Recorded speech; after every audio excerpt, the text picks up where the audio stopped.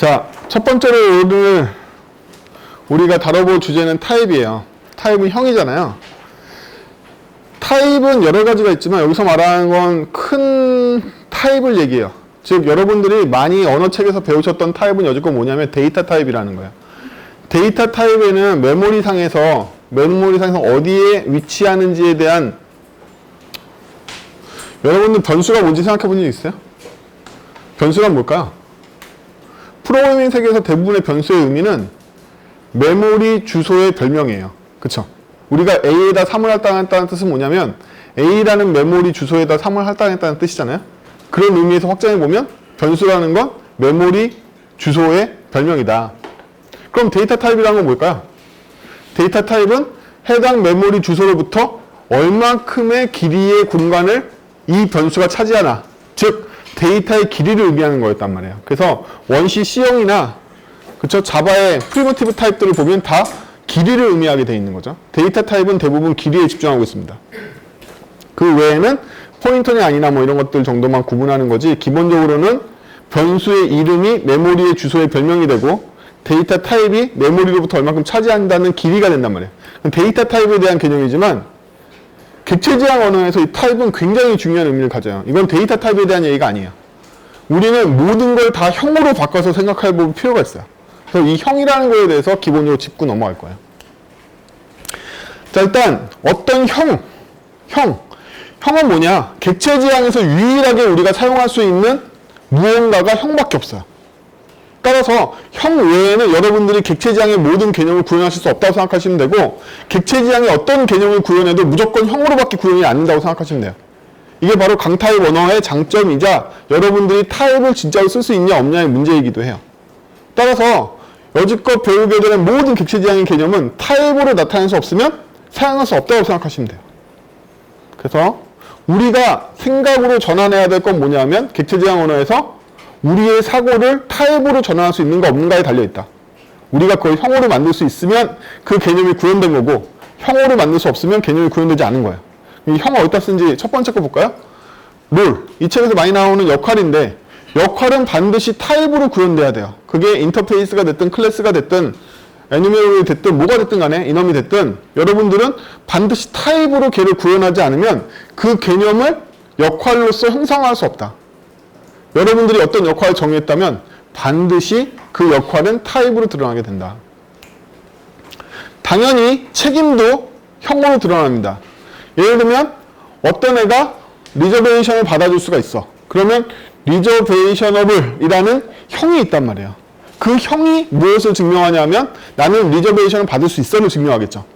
따라서 내가 수행해야 될 책임조차도 전부 다 형을 통해서만 표현된다. 람다 같은 거 써가지고 함수한테 넘기면 어떻게 되는 건데, 함수의 시그니처도 사실은 다 형이죠. 자바 같은 경우에는 특히나 펑션 형의 제네리브가 나타나게 되어 있는 거죠. 그렇죠? 그렇기 때문에 어떤 특수한 하나의 역할 중에 특수한 책임 하나를 수행할 때도 그 책임도 전부 다 형을 통해서만 우리는 인식할 수가 있다. 진짜냐고 물어보면 언어마다 틀리긴 합니다. 지금 얘기하는 건 강타입을 컴파일 타임에 지원하는 언어의 얘기예요. 아닌 놈들도 있어? 미친, 많죠. 많습니다. 스크립트 언어 대부분들은 컴파일 타임이 없기 때문에 실제로 메시지를 보낼 때 메시지를 받아주는 쪽이 해시맵 구조로 돼 있어요. 해시맵에 해당 키가 있으면 찾아지는 거고, 아니면 없는 키에 대한 함수 호출을 시도했다고 해서 죽여버려요, 프로그램을. 이뿐만이 아니에요. 스크립트 언어만 그런 게 아니야. 오브젝티브 C 같은 경우를 보면 샌더 메시지라는 기능이 있습니다. 이건 뭐냐면 OS 시스템 핵심에다가 내가 원하는 메시지를 던지면 얘가 그 샌더 아이디에 해당되는 객체를 찾아서 걔한테 적당하게 보내버린단 말이에요. 그런 기능이 있어, 아예. 심지어 옵시 같은 경우에 옵시 코어에서 너는 이런 함수 호출을 하고 싶었나 본데 나는 싫어하고 그냥 거부할 수도 있어요. 그런 식으로 디스패치 방법은 굉장히 여러 가지가 있기 때문에 반드시 이때 형이 관여하냐고 물어보면 미묘하긴 해요. 근데 강타입의 기본적인 철학은 이것들을 다 형으로 표현하려고 그러는 거예요. 그렇죠? 형 없이 특수한 메시지나 형 없이 특수한 책임을 기술하지 않게 하려고 우리가 강타입 언어를 쓰는 거고, 강타입이 컴파일러 타임에 우리의 도메인 로직이나 기타 세부적인 알고리즘이 아니라 우리의 도메인 로직이나 비즈니스 로직을 검증하기 위해서 우리가 사용할 수 있는 유일한 방법은 타입으로 그 역할을 다 표현하는 거예요. 뿐만 아니죠. 우리가 특정 역할끼리, 특정 책임끼리 협력하기 위해서 메시지를 주고받을 때 그 메시지조차도 전부 다 형으로 되어 있다. 이쯤에서 이제 궁금한 게 생기는데, 여러분들이 어떤 다른 객체에게 메서드를 호출해서 인자를 보낼 때 그 인자가 스트링이나 인티저 같은 녀석이면 걔를 형으로 봐야 될까요? 아닐까요? 아니에요. 걔네들은 형이 아니다. 걔네들은 값이야. 그럼 형과 값의 차이는 뭐라고 그랬죠? 값은 불변이며 계속 복제된 객체를 만들어내는 녀석. 우리가 인자로 3을 보내도 그 3은 복제해서 넘어간 거죠. 여기서 말하는 형은 전부 다 참조 타입의 형을 얘기하는 거야. 우리가 사용할 수 있는 유일한 무기는 참조 타입의 형인 거야. 값 타입의 형을 사용하면 우리는 객체 컨텍스트를 버리고 값 컨텍스트로 들어간다고 저번 시간에 그랬죠? 기억나시죠? 그래서 객체 지향에서는 값 컨텍스트를 쓰지 않고 객체 컨텍스트를 쓴다고 그랬잖아요? 참조 컨텍스트를 쓴단 말이에요. 이 형들은 전부 다 참조 형들을 의미하는 거다. 우리가 통신에서 값을 쓰면 값을 쓸수록 객체 지향의 원리를 이용할 수 없게 돼. 왜? 값은 본인의 상태에 대한 메인턴스 스테이트에 대한 책임을 갖지 않고 캡슐라이즈를 할 수 없기 때문에 값 그 자체로만 의미를 갖게 돼요. 그렇죠? 따라서 우리가 값을 주고받으면 얘한테 책임을 위임할 수가 없는 거야. 협력할 대상이 아니게 되는 거죠. 얘는 동등한 사람이 아닌 거예요. 동등한 의인화 대상이 아닌 거예요. 따라서 우리는 우리가 원하는 어떠한 로직이나 롤이나 리스판스블 혹은 메시지를 받으면 무조건 다 형으로 바꿔야 돼. 이 책에는 나오지 않지만 프로토콜이라는 개념도 있죠. 양자가 협의에 의해서 서로 동의하고 이 공통 요소를 써야겠다라고 합의를 본 그러한 내용들도 있어요. 그렇죠? 아예 스위프트 같은 언어에서는 인터페이스라는 얘기를 쓰지 않고 프로토콜이라는 단어를 처음부터 사용합니다. 이 프로토콜도 다 형어로 표현돼야지만 의미가 있어요. 그렇죠? 그렇죠? 그래서 이펙티브 자바에 보면 마커 인터페이스에 대한 얘기가 여러 번 나오죠. 마커 인터페이스도 전부 다 우리가 원하는 계약을 형으로 표현하기 위해서 몸체는 없지만 형을 반드시 가져야 된다는 가정을 만들어지는 거죠. 그렇죠? 자세히 살펴보기로 하고, 그러면 우리가 JVM 랭귀지 기반으로 이 책이 많이 되어 있으니까 JVM에 쓸 수 있는 도용 가능한 타입을 3가지를 생각해 봅시다. 이런 거 잘 아시겠죠? 잘 아시면 짚고 가는 걸로 할게요. 자, 스태틱 컨텍스트를 쓰는 경우는 뭘까요? 단 한 개의 인스턴스만 존재해 라는 확신이 있으면 싱글톤을 사용할 수 있겠죠. 싱글톤 대신에 저희는 스태틱을 사용합니다. 그래서 스태틱에 적용되어 있는 필드나 스태틱에 적용되어 있는 컨텍스트는 전부 다 단 한 개를 의미하게 되죠. 그렇죠? 근데 이 스태틱을 쓰실 때 항상 조심하셔야 될 거는 언어적인 차원의 스태틱의 초기화나 스태틱의 호출, 스태틱의 작동이 전부 다 스레드 안전이 아니라는 거예요. 본인이 나는 이게 싱글톤 객체의 유일한 객체니까 얘가 일관성 있게 작동할 거야 라고 생각하거나 얘가 일관성 있게 하나만 생성될 거라고 생각하지만 실제로 JVM에는 얘 스레드 동시성을 보장해주는 장치는 없다. 여러분들이 다 일일이 싱글톤을 보장하도록 이걸 짜야지만 동시성 문제가 해결할 수 있어요. 스태틱을 사용할 때 토이 프로젝트에서는 대부분 문제가 없지만 실제 상용 제품에서 사용하려고 그러면 대부분 동시성 문제를 만나게 됩니다. 그래서 많은 책에서도 싱글톤이든 뭐든 스태틱 컨텍스트를 완전히 버리고 인스턴스 컨텍스트만 쓰기를 바라죠. 이펙티브 자바에도 그런 얘기가 나와요. 여러분들이 웬만하면 스태틱을 사용하지 않고도 인스턴스 컨텍스트로 똑같이 표현할 수 있기 때문에 스태틱을 아예 못 쓰게 하려고 그런단 말이에요. 그 이유는 아시다시피 여러분들이 동시성을 잘 못 처리할 것 같으니까. 그래서 스태틱을 쓰지 말라는. 여러분들은 정말 겟 인스턴스를 예쁘게 잘 구현하실 수 있는 분이 얼마나 계세요? 시크로나이즈 떡칠하는 것밖에 없겠죠. 심지어 코틀린이나 포들리필로 되어 있는 코드를 봐도 걔네들도 싱크로나이즈 떡칠이 되어 있단 말이에요. 어려운 문제다. 자, 이넘 같은 경우에는 사실은 클래스와 완전히 동일합니다. 근데 이넘 같은 경우에 인스턴스를 JVM이 처음에 만들어주기 시작하죠. 그쵸? 이넘에 기술되어 있는 이름을 갖는 인스턴스를 만들어주기 시작해요. 그 외에는 클래스와 완전히 동일한 기능을 갖고 있죠. 클래스는 저희가 인스턴스를 원하는 만큼 만들어낼 수 있지만 이넘 같은 경우에 처음에 명시되어 있는 이름으로 인스턴스를 JVM이 만들어주기 시작해요. 얼마나 빨리 만들어주죠? 스태틱 초기화보다 더 빨리 만들어주죠.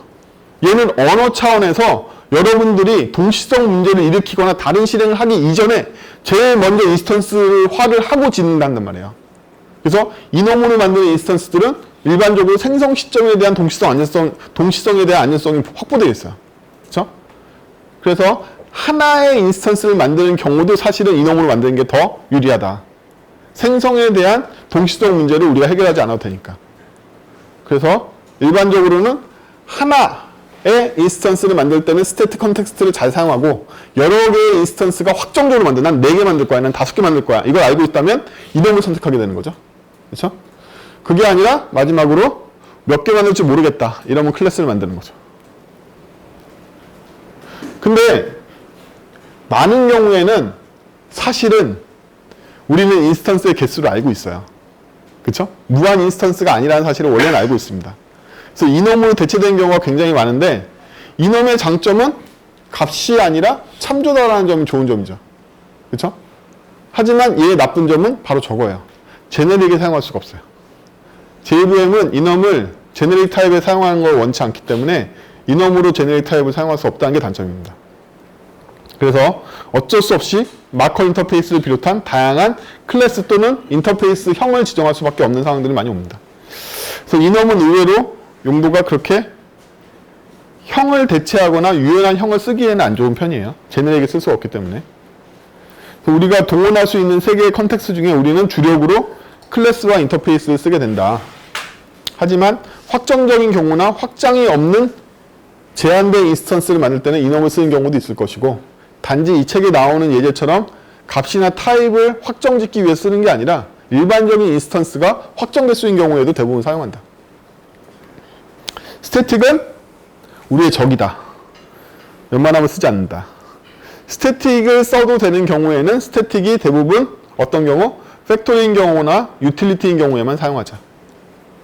팩토리인 경우에는 얘가 자신의 컨텍스트를 갖는 게 아니라 하나의 인스턴스를 만들어주는 공장으로서만 작동하니까 아까 말했던 동시성 문제가 안 일어날 테고 유틸리티라는 건 원래부터 상태를 갖지 않기 때문에 괜찮고 그렇죠? 이 책에서는 메소드에 대한 정의를 무려 4번이나 다르게 하고 있어요. 끝까지 읽어보시면 메소드의 정의만 해도 4번이 나옵니다. 다 다른 정의가 나와요. 근데 제가 여러분한테 간단히 유틸리티 함수와 메소드를 구분하는 방법을 가르쳐 드릴게요. 여러분들이 만드신 클래스에 있는 메소드에 본문 내용에 this가 등장하지 않으면 걔는 유틸리티 함수예요. 따라서 즉시 해당 클래스의 메소드에서 제외하고 유틸리티로 빠져나와야 돼요. 거꾸로 여러분들이 유틸리티 함수라고 만들었는데 그 안에 this라는 컨텍스트를 사용하거나 어떠한 유지되고 있는 인스턴스의 사용 범위의 라이프 사이클을 갖고 있다면 걔는 유틸리티가 아니겠죠. 그래서 여러분들이 짜신 코드 대부분을 리팩토링 해보면 안에 유틸리티가 메소드처럼 포함되어 있다. 그렇다는 건 유틸리티 함수의 특징은 뭐죠? 인자와 지역 변수만 갖고 혹은 모두가 공용으로 사용할 수 있는 전역적인 컨텍스트만 갖고 함수가 짜여졌을 경우에는 전부 다 유틸리티다. 얘네들은 클래스의 인스턴스로 존재하면 절대 안 돼. 절대 안 돼요. 그렇죠? 클래스 인스턴스에 존재해야 되는 메소드는 오직 디스 컨텍스트와 관련되어 있는 애들만 써야 돼요. 본문에 디스가 나오지 않는다면, 디스와 관련된 게 나오지 않는다면 걔는 인스턴스의 메소드가 돼서는 안 돼요. 걔네들은 관련이 있다라면 스태틱 메소드가 돼서 유틸리티로 빠지겠죠. 걔네들이 바로 스태틱의 정체예요. 그렇습니다. 되는 거지. 자, 그리고 오늘 한 가지 더 배워야 될 사항은 컨디션, 조건입니다. 조건. 양키들이 보기에는 이게 컨디션이라는 단어가 조건, 상태에 대한 분기를 컨디션이라고 표현하잖아요. 그쵸? 즉, 상태에 대한 조건인 거죠. 우리가 조건 분기를 할 때 노이만 머신에서 조건 분기라는 방법이 여러 가지가 있겠지만 우리는 대부분 특정 상태에 대해서 분기하죠. 여러분들 if, else문을 쓰거나 스위치문을 쓸 때 생각해 보세요. 거기 들어가는 괄호 안에 있는 게 무엇인가. 대부분 특정 상태에 대한 연산인 거죠. 얘가 특정 상태에 의존하지 않아. 즉 인스턴스의 필드나 지역 변수나 아무튼 변수에 의존하지 않는다면 그 안의 값은 언제나 고정이고 분기될 일이 절대 없겠죠. 3은 2보다 크다. 그러니까 분기될 일이 있을까요? 없어요. 컴파일러도 무시하게 됩니다. 안에가 런타임에 바뀔 수 있는 상태인 경우에만 분기의 의미가 있죠. 그쵸? 따라서 분기라는 건 기본적으로 상태에 의한 분기를 의미하기 때문에 양키 애들이 다 컨디셔널 스테이트먼트라고 하죠. 조건 분기문을. 그래서 이 컨디션이 더 중요한 단어인 거예요. 어떤 상태로 분기를 하느냐. 슬픈 소식은 여러분들은 절대 여러분들 코드에 있는 if를 제거할 수 없습니다. 이게 일단 가장 큰 소식이에요. 이게 바로 여러분들이 프로그래밍이 어려워지고 프로그램이 정복하기 힘든 복잡성의 세계를 빠져서 파기돼버리는 이유입니다. if를 왜 제거할 수 없을까요? 어디 보면 제거한다던데. 제거할 수 없어, 절대로. 그 if가 잘못된 if가 아닌 이상은 그 조건은 절대로 제거할 수 없어요. 여러분들이 어떠한 방법을 동원해도 절대 제거할 수 없어요. 왜냐하면 필요해서 그 if가 들어왔기 때문이죠. 그쵸? 신입사원이 6개월 지나기 전까지는 연봉이 얼마가 차감됐다가 그 이후부터 얼마가 돼. 그 if를 제거하실 방법이 있나요? 없어. 여러분들 회사 새로 찾아가도 그 법을 없애기 전까지는 안 돼. 그쵸? 여러분이 경험하신 대부분의 if는 절대로 제거할 수 없어요. 어떠한 경우에라도. 그게 바로 if가 존재하는 이유이기 때문에 제거할 수 없습니다. 그럼 우리는 if가 몇 단계 중첩될 때까지 우리가 감당할 수 있을까요? if가 2단계 중첩되는데 여러분들 감당하실 수 있나요? if가 3단계 중첩되면 감당할 수 있나요? 제가 실험해본 결과 2단계부터 약 60%의 인간들은 감당이 안 돼요. 여러분들이 감당할 수 있는 건 if 1단계다. if 1단계다.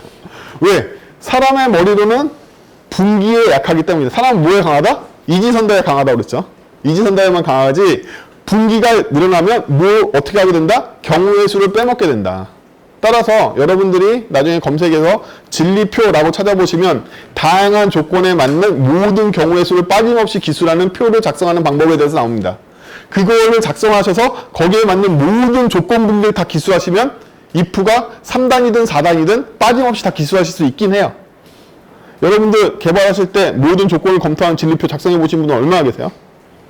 거의 안 계시죠? 진리표라는 단어도 처음 듣는 분도 많으시죠? 네. 진리표 작성도 굉장히 어려워요. 변하는 상태 조건과 변인과 결과물을 이렇게 나눠서 생각할 수 있어야 되는 건데 진리표 작성을 하고 원래는 여러분들이 분기문을 작성해야 돼요. 근데 여러분들 그렇게 안 하시기 때문에 일반적으로 if문을 짜게 시키면 어떻게 된다? 구멍이 숭숭 나 있어서 여러분들이 만드신 테스트 케이스 15개는 통과하는데 16번째를 제가 넣는 순간 깨진단 말이에요. 왜? 그 경우의 수를 커버 안 했으니까. 그래서 if문을 그런 식으로 다루는 이상은 테스트 케이스를 150개를 만들든 110개를 만들든 뭐만 증명할 수 있다? 150개가 통과했다는 것만 증명할 수 있지 151번째가 안전하다는 걸 증명할 수 없단 말이에요. 원래부터 if문을 그렇게 짜면 케이스를 다 커버했다는 증거가 안 되기 때문이죠. 어쨌든 슬픈 소식이지만 저희는 if를 제거할 수 없다는 걸 먼저 인정해야 돼요. 그러면 근데 더 슬픈 소식은 이 제거할 수 없는 if에 대해서 우리가 쓸 수 있는 방법이 딱 2가지밖에 없다는 거예요. 딱 2가지밖에 없고 그리 신통해 보이지도 않나요. 그쵸? 첫 번째는 내부에서 응집성 있게 모아두는 방식이죠. 여러분들 짜시는 거. 그쵸? 스위치문, if문 나오고 if에서 100번 나오는 거 있잖아요. 그거. 그쵸? 이거에도 장점이 있냐고? 장점이 있어요. 여러분들이 진리표를 베이스로 잘 if문을 짰다라면 그 함수 안에 모든 경우의 수에 대한 처리 방법이 기술되어 있습니다. 따라서 코드가 어떻게 상태에 따라서 움직일지를 정확하게 이해할 수 있어요. 한 군데 모여있으니까 결과가 예측이 된단 말이죠. 따라서 단위 테스트 짜서 에러가 걸리면 어디 걸렸는지 콘솔도 다 찍어볼 수 있단 말이에요. 이게 장점이야. 응집성이 굉장히 높다. 모든 경우의 수에 대한 응집성이 굉장히 높아. 관리하기가 편하다는 거죠. 물론 여러분들이 머리가 좋을 경우 관리하기가 편하다. 단점은 분기가 늘어날 때마다 이 코드가 바뀌었잖아요. 이 코드를 한번 건드렸으니까 단위 테스트가 다시 다 돌아야 되는 거네요. 다 검증해야 되고 회귀 테스트를 일으킬 거 아니에요. 그렇죠? 그래서 경우의 수가 늘 때마다 코드 전체를 계속 변경해 줘야 되고 이 변경 때문에 수많은 위험과 회귀 테스트가 일어난다는 게 단점이죠. 여기 안 적었지만 우리는 머리가 나쁘니까 사실은 여기를 관리할 수 있는 한계가 명확하다는 것도 문제인 거죠. 여러분들이 스프링을 사용하실 때 어노테이션 방식으로 메소드하고 URL을 지정해 주시는데 그걸 만약에 if문으로 짰다고 생각해보죠. 직접 라우터로. XML도 아니고. 그러면 if else로 쭉 여러분들의 서비스를 기술하실 거 아니에요. 그쵸? 그쵸? if else문에 쭉 우리가 원하는 URL이 다 들어가 있는지는 어떻게 알지? 포스트 조합까지 다 있는데? 그쵸? 이런 문제들이 생긴다는 거예요. 그러면 어노테이션을 기술한 건 if문과 무슨 차이가 있는데? 라는 생각도 드실 거죠. 그쵸? 그게 바로 두 번째 방법이다. 두 번째 방법은 외부의 분기를 위임해요. 그래서 외부에서 분기를 선택하게 만들어. 아니, 아까까지는 함수 안에 ifelse가 있었는데 이제는 함수 바깥에 ifelse가 있다는 얘기네요. 아, 이게 무슨 얘기야? 아까도 말했지만 if는 사라지지 않아요.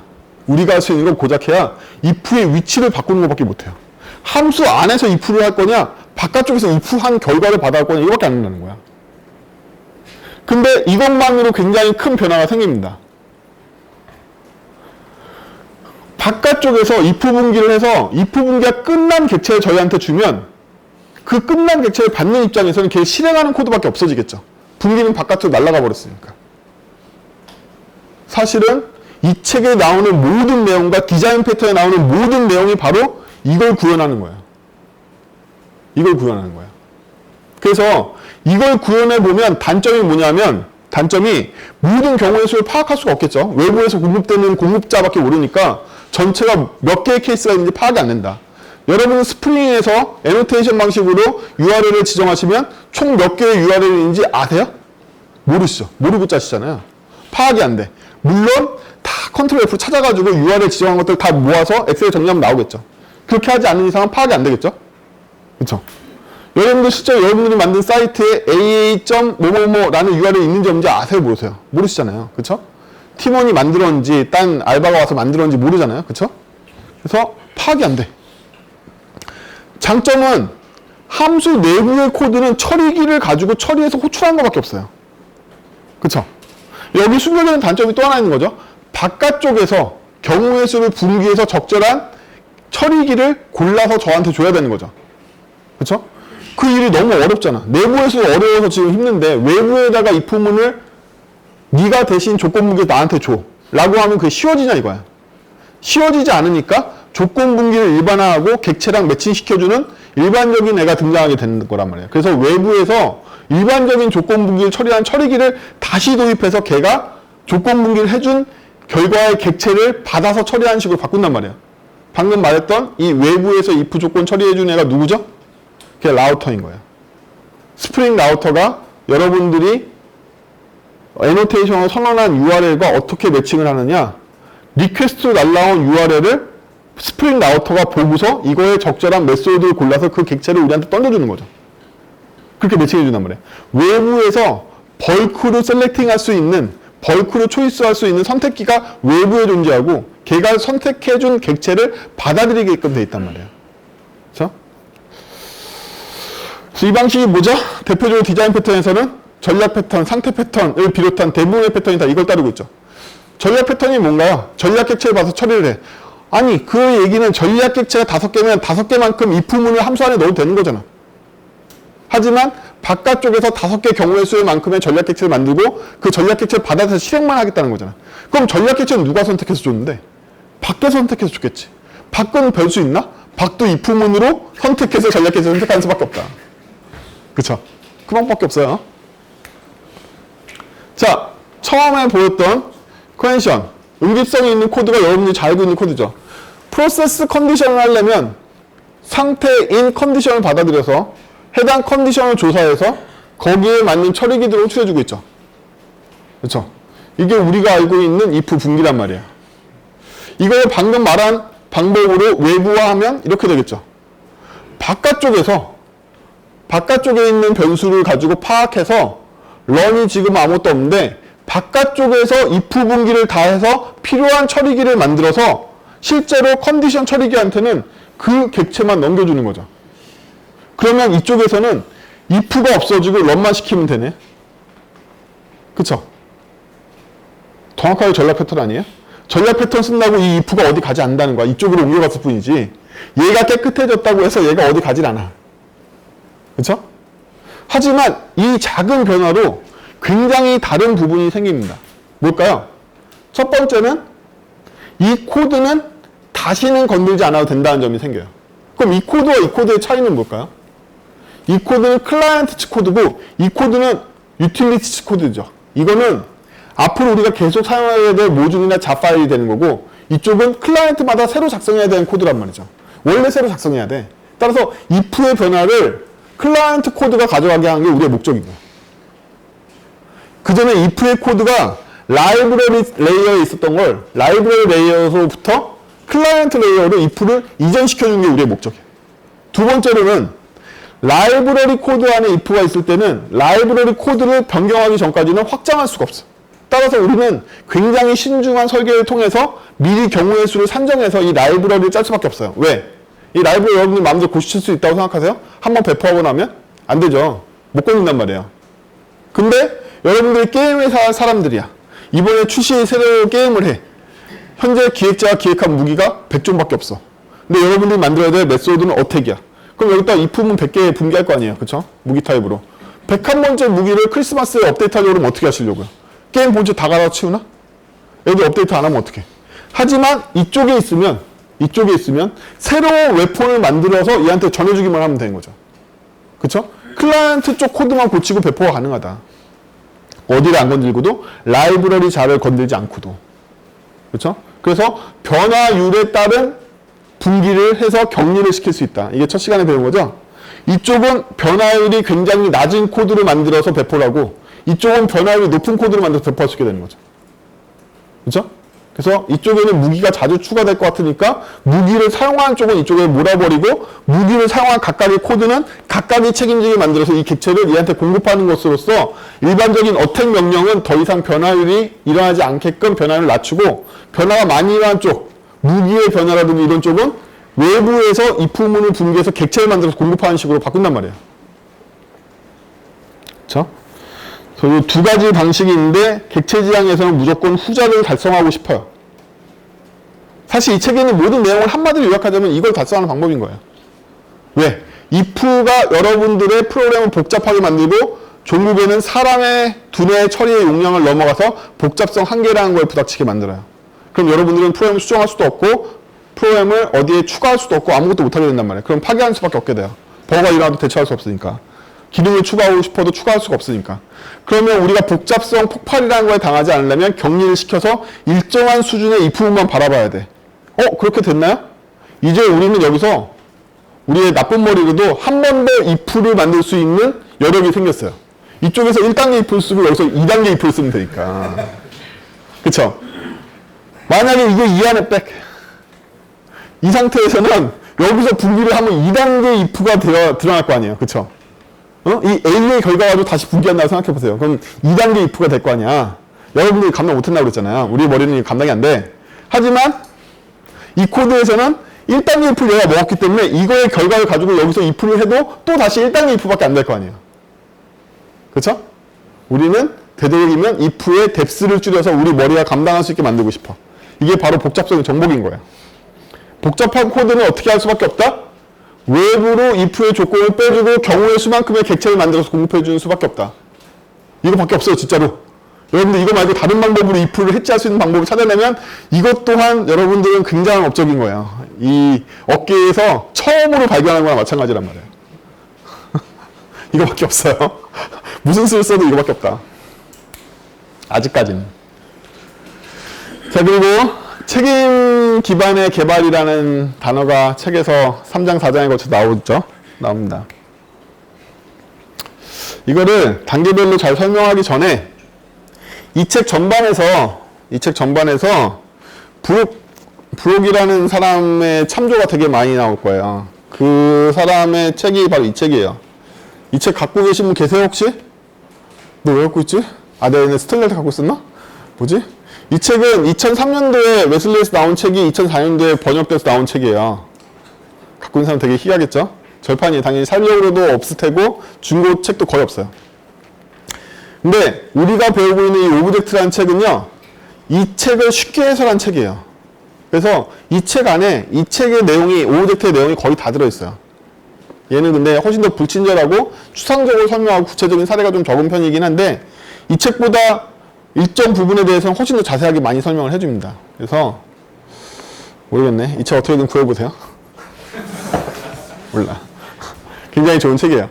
저 책을 기반으로 이 책도 기술되어 있는 거고 저 책에서 책임 기반의 개발 혹은 전문가 패턴 등의 여러 가지 패턴들을 다 다루게 됩니다. 오브젝트라는 책이 저 책만 다루는 건 아닌데 약 3분의 1 이상이 저 책에 대한 내용을 여러분들 용으로 해설하는 거에 되게 집중하고 있어요. 이 책임 기반의 개발에서 여러 가지 개념들이 나오는데 그 개념을 책에서도 쉽게 설명했는데 여러분들한테 좀 더 직관적으로 설명해주기 위해서 이 내용을 보면 어떤 시스템이 있어요. 이 시스템의 가치가 무엇이냐라고 생각해보면 사용자한테 그러한 기능을 제공함으로써 가치가 있는 거겠죠. 그렇죠? 예를 들면 전자정보가 있으면 여기 나오긴 하지만 뭐 여러 가지 할 수 있잖아요. 그게 그 시스템의 가치야. 그 시스템의 가치야. 그렇다는 얘기는 사용자가 사용해야만 하는 사용하고 싶은 기능이야말로 그 시스템이 책임지고 수행해야 될 일인 거죠. 영화 예매 사이트에 들어갔는데 영화 예매가 안 돼. 사이트의 가치는 제로다. 그러면 사이트의 가치를 보존하려면 사이트 시스템이 최우선적으로 방어해야 되는 책임은 무엇이냐면 예매가 잘 될 것이겠죠. 어려운 내용이 아니죠. 그래서 여기까지 돌아가 보면 책임이라는 건 가치 그 자체구나. 어떤 시스템이 됐든 어떤 객체가 됐든 어떤 역할이 됐든 걔네들이 존재하는 유일한 가치, 돈으로 환원될 수 있는 우리가 인정할 수 있는 유일한 가치는 걔의 책임과 일치하는구나에 도달하셔야 돼요. 일단 이거에 동의가 돼야 돼. 그쵸? 예매도 안 되는 예매 사이트 따위 무가치해. 이렇게 생각할 수 있어야 된다는 거죠. 그럼 그 반대로 생각할 수 있어야지. 예매를 성공시켜야 되는 책임이야말로 얘의 유일한 가치구나 라고 생각해 보실 필요가 있다는 거죠. 그렇죠? 그래서 우리가 사용자한테 제공해 줘야 되는 기능이야말로 얘의 책임 그 자체고 그게 가치라는 거에 도달했다면 우리는 이제 책임에만 집중하면 된다는 사실을 알았어요. 우리는 이제 딴 거 바라보지 않고 시스템의 책임만 집중해서 책임을 잘 달성하면 그걸로 다 모든 게 만사형통이라는 거야. 가치도 제공했고 얘는 충분히 살아남을 유지할 이유가 있는 녀석이 됐으니까. 그럼 이제 우리는 이거가 동의된 이유부터는 책임만 바라볼 거란 말이야. 그럼 예매가 잘 돼야 돼 라는 책임이 있다고 생각을 해보죠. 너무 방대한 책임이라는 거예요. 그렇죠? 우리는 머리가 나쁘니까 이 방대한 책임을 이해할 수 없다. 그래서 여러분들이 처음에 시도해야 될 건 뭐냐면 방대한 책임을 이해하거나 혹은 다룰 수 있는 작은 책임으로 분할하는 거예요. 그래서 우리는 작은 책임으로 계속 분할을 한다. 이 책임을. 근데 잘라낸다는 게 꼭 딱 잘라지진 않겠죠. 그렇죠? 어떤 건 얘랑 관련이 있는데 얘는 얘랑 관련이 있는데 뭐 이런 식으로 잘라질 거 아니에요. 그래서 나중에 자르다 보면 이게 잘라진 게 아니라 다시 다 연결되는데 이렇게 잘라질 수도 있을 거 아니에요. 그렇죠? 그게 바로 여러분들의 실력인 거예요. 여러분들 실력이 좋다라면 잘 자를 수 있어요. 저번 시간에 이어서 3년 혹은 5년이 걸린다라는 역할 모델의 핵심은 뭐냐면 큰 책임을 응집성이 높으면서도 의존성이 낮은, 결합도가 낮은 부분으로 쪼갤 수 있느냐 없느냐의 실력에 달려있고 이걸 달성하는데 굉장히 오래 걸린다는 거예요. 그렇죠? 그래서 책임이 전부야를 이해했으면 책임을 통으로는 정복이 안 되니까 쪼개야겠어. 근데 여기서 말하는 책임은 뭐라고 그랬죠? 책임은? 기능이라고 그랬죠? 기능은 뭐죠? 어렵게 생각할 필요 없죠. 함수죠, 함수. 그쵸? 따라서 여기까지 얘기하는 책임 혹은 가치 이거 다 여러분들이 실제로 짜는 알고리즘이 들어있는 진짜 함수를 얘기하는 거예요. 그쵸? 책임이라는 단어를 어렵게 생각하지 마시고 책임이라는 건 인터페이스나 추상 클래스가 아니라는 거예요. 책임이라는 건 정말 그 안에 알고리즘 코드가 들어있는 함수를 얘기해요. 정말로 워킹하고 있는 함수를 얘기한단 말이에요. 그에 비해서 추상 인터페이스라든지 그냥 추상 클래스 같은 애들은 워킹하는 게 아니잖아요. 그러한 프로토콜이 지정되어 있을 뿐이지 이렇게 워킹하지 않단 말이야. 걔네들은 책임이 아니야. 책임질 수 없으니까 껍데기일 뿐이잖아. 진짜 책임은 구성 클래스에 있는 진짜 알고리즘이 들어있는 메소드가 책임진다. 걔가 바로 책임인 거예요. 그래서 우리가 예매라는 구체적인 기능을 정의하려면 예매라는 구체적인 기능을 작동시키는 코드가 있어야 되고 그 코드가 너무 복잡하기 때문에 아까 보여준 것처럼 너무 복잡해서 우리 2단계 if가 정복이 안 되니까 이걸 분할해가지고 쪼개가지고 다양한 함수 코드로 바꿔주는 거란 말이에요. 그렇죠? 근데 이렇게 만들다 보면요. 이 함수와 이 함수의 공통된 점을 발견하기도 하고 이 함수와 이 함수가 공통적으로 의존하고 있는 기능도 발견하게 됩니다. 그거를 추상화해보면 역할이라고 정의할 수 있어요. 따라서 책임은 기능이지만 책임 간의 공통점을 모아서 보다 높은 단계로 이해하는 과정을 역할이라고 얘기할 수 있다. 역할은 여러 개의 책임이 모여서 되는 게 아니에요. 단 하나의 책임일지라도 그 책임을 보다 높은 형태로 정의해서 공통점을 모을 수 있는 상태로 추상화 저번 시간에 배웠죠. 추상화기법을 통해서 추상화할 수 있다면 걔는 역할로 승격돼요. 그렇죠? 객체지향 원칙 중에 단일 책임을 갖는 객체를 만들라는 원칙이 있습니다. 그때 말하는 건 책임이잖아요. 하지만 역할을 단일하게 가지라는 건 아니란 말이야. 그건 나중에 또 이제 책에서 나오니까 다루겠지만 이게 굉장히 어려워요. 이게 굉장히 어려워. 책임과 역할을 따로 생각할 수 있는 힘을 갖는 게 굉장히 어렵고 무엇보다 다양한 책임으로부터 공통된 점을 뽑아내서 역할로 정의하는 게 굉장히 어려워요. 역할을 정의하는데 성공하면 자, 우리가 책임으로부터 역할을 만드는 방법은 일종의 연역법이죠. 사례들을 보고 추상화해서 추상적인 걸 만들어냈으니까 여러 사례에서부터 법칙을 찾아내는 거랑 마찬가지잖아요. 연역적이잖아요, 방법이. 그렇죠? 하지만 일단 연역적인 방법을 통해 추상화에 성공하면 우리는 즉시 이 추상화되어 있는 걸 가지고 귀납적 방법을 사용할 수가 있다. 무슨 얘기냐면 다른 사례를 더 만들어낼 수가 있다는 거죠. 여기에 우리가 두 개의 사례로부터 추상 클래스를 만들어냈지만 일단 추상 클래스를 만들어내는 순간 더 많은 사례들을 더 만들어낼 수 있겠죠. 케이스 3번, 4번, 5번 계속 만들어낼 수 있단 말이야. 케이스 3번, 4번, 5번을 만들 수 있다는 얘기는 if문에 대한 처리기를 더 만들 수 있다는 얘기고 우리는 더 많은 if 분기를 하지 않고 추상화 레이어를 통해서 if 분기만큼의 객체를 만들어서 외부에다 위임할 수 있다는 얘기잖아. 응? 거기까지 도달을 반드시 하셔야 됩니다. 오늘 그 코드를 나갈 거니까 아까 if문 얘기를 왜 했냐면 우리가 유일하게 사용할 수 있는 방법은 if문을 바깥쪽에 빼서 바깥쪽에서 if문 케이스만큼의 객체를 만들어주는 수밖에 없다. 아니 if문마다 다른 케이스의 객체를 만든다 하더라도 이 객체 간에 공통점이 없는데 어떻게 프로세스에서 이걸 받아들여? 프로세스 받아들이려면 if문마다 만들어진 객체의 공통점이 필요한 거죠. 그쵸? 이 공통점을 어떻게 인식했냐는 거야. 바로 이 과정을 통해서 인식한다. 비슷한 사례들끼리의 공통점을 모아서 추상화시키는 데 성공해서 역할을 만들어야지만 역할로서 인터페이스를 받아들여서 처리기가 처리할 수 있다는 거야. 얘가 어떤 케이스로 왔어도 똑같은 역할이니까 내가 얘한테 일만 시키면 돼야지. 백.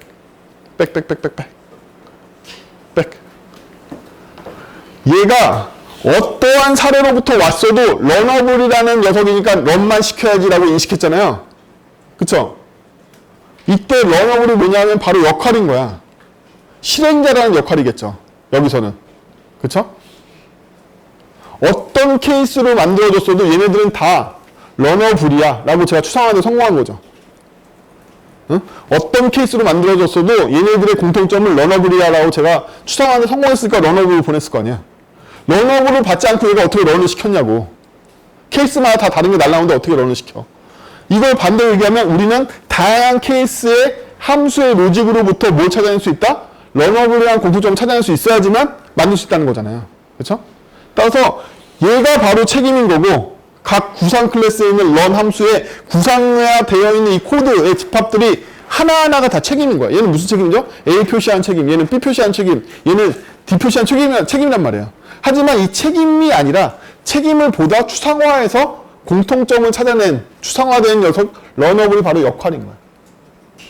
따라서 우리는 역할로 대화하지 않으면 더 많은 케이스를 불리는 처리기를 만들 수는 없을 거예요. 그쵸? 여러 케이스를 받아들이는 처리기를 만들려면 케이스 간의 공통점을 찾아내기 전까지는 절대로 그런 처리기를 만들 수는 없다는 거야. 미래에 더 많은 케이스가 확장될 수 있는 이유는 얘네들로부터 런어블이라는 추상화를 유도하는 데 성공했기 때문에 여러분들은 이미 이 코드를 보면서 equals D, equals E에 대해서도 난 런어블에서 만들어서 구성하면 되겠지라고 생각하는 거란 말이죠. 즉 얘로부터 얘네들의 각각의 사안으로부터 제가 뭘 노출했을까요?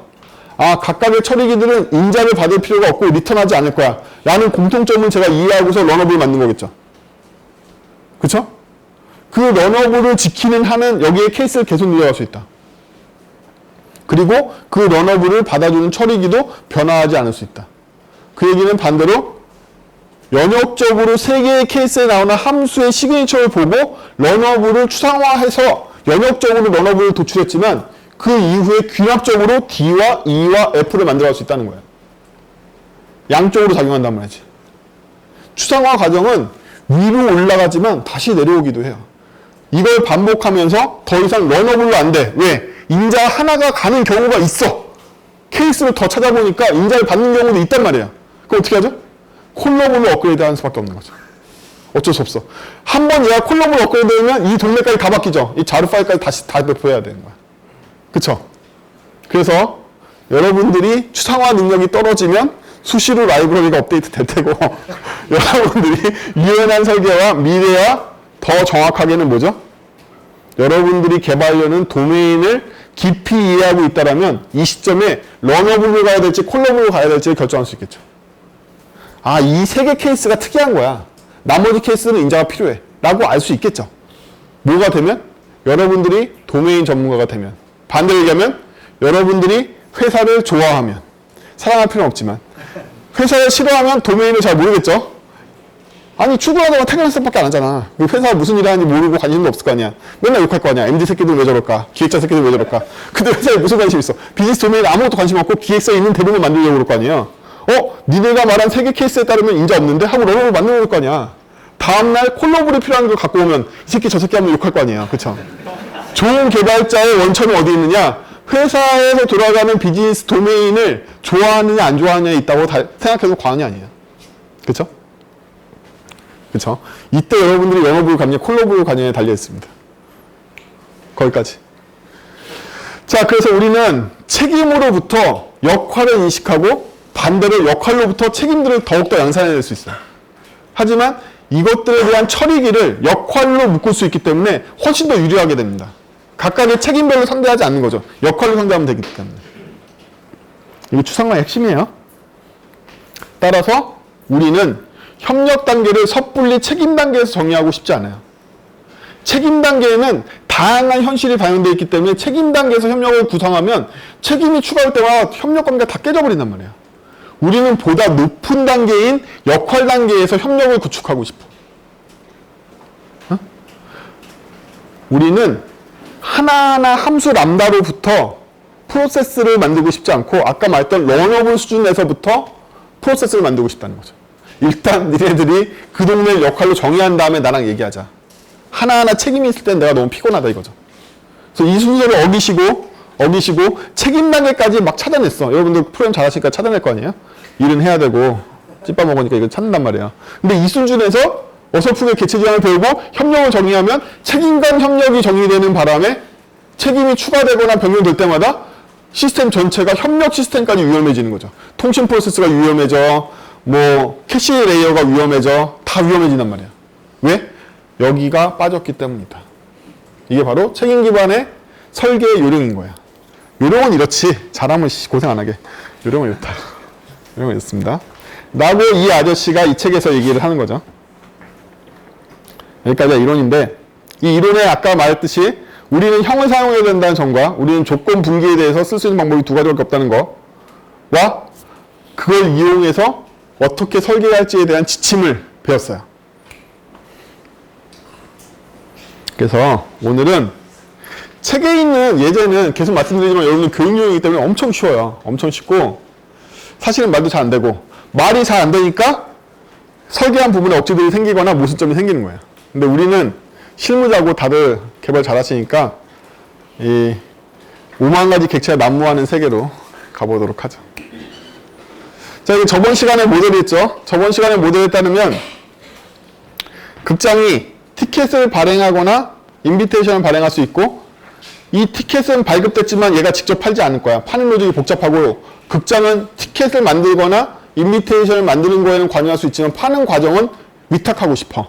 그래서 티켓 오피스한테 왕창 위임한단 말이에요. 그쵸? 위탁해버려. 표만 만들어서 그냥 티켓 오피스한테 던지고 자기는 돈만 받으려고 그러는 거죠. 대신에 얘는 피를 받을 수 있겠죠. 예. 그 원래 우리의 도메인이잖아요. 그러면 티켓 오피스는 오피스로서의 기능만 하지 자기가 일일이 고객을 상대하지 않을 거란 말이야. 그래서 셀러들을 고용한다. 실제로 판매가 이루어지는 건 셀러와 커스터머 사이에서 일어나는 거죠. 그렇죠? 이게 저번 시간에 짰던 모델인데 현실하고 많이 근접해 있죠. 좋단 말이에요. 이번 주에는 무비에 대해서 좀 더 연구해보는 시간을 가질 건데요. 일단 더 이상 티켓을 문을 교환하는 시대는 끝났다. 인터넷 예약의 시대다. 이제부터는 예약이다. 그렇죠? 그러면서 얍삽하게 이제 초대권도 없애버린 거죠. 여러분들 요즘 극장에 초대권 따로 받아보신 적 없죠? 다 우리 돈 내고 예약해야 됩니다. 그래서 인비테이션 없어지고 예약이 들어왔어요. 예약이 들어왔고 극장이 예약을 허가해 줄 수밖에 없다. 이 책에서는 스크리닝이 적당한 전문가라고 소개하고 있습니다. 그게 바로 익스퍼트 패턴이에요. 익스퍼트 패턴은 뭐냐면 어떠한 책임을 누가 질 것이냐를 판단할 때 정보 전문가, 인포메이션 익스퍼트한테 그 책임을 부여하는 게 제일 낫다라는 관점이에요. 왜일까요? 왜일까요? 그건 객체의 특성 때문이죠.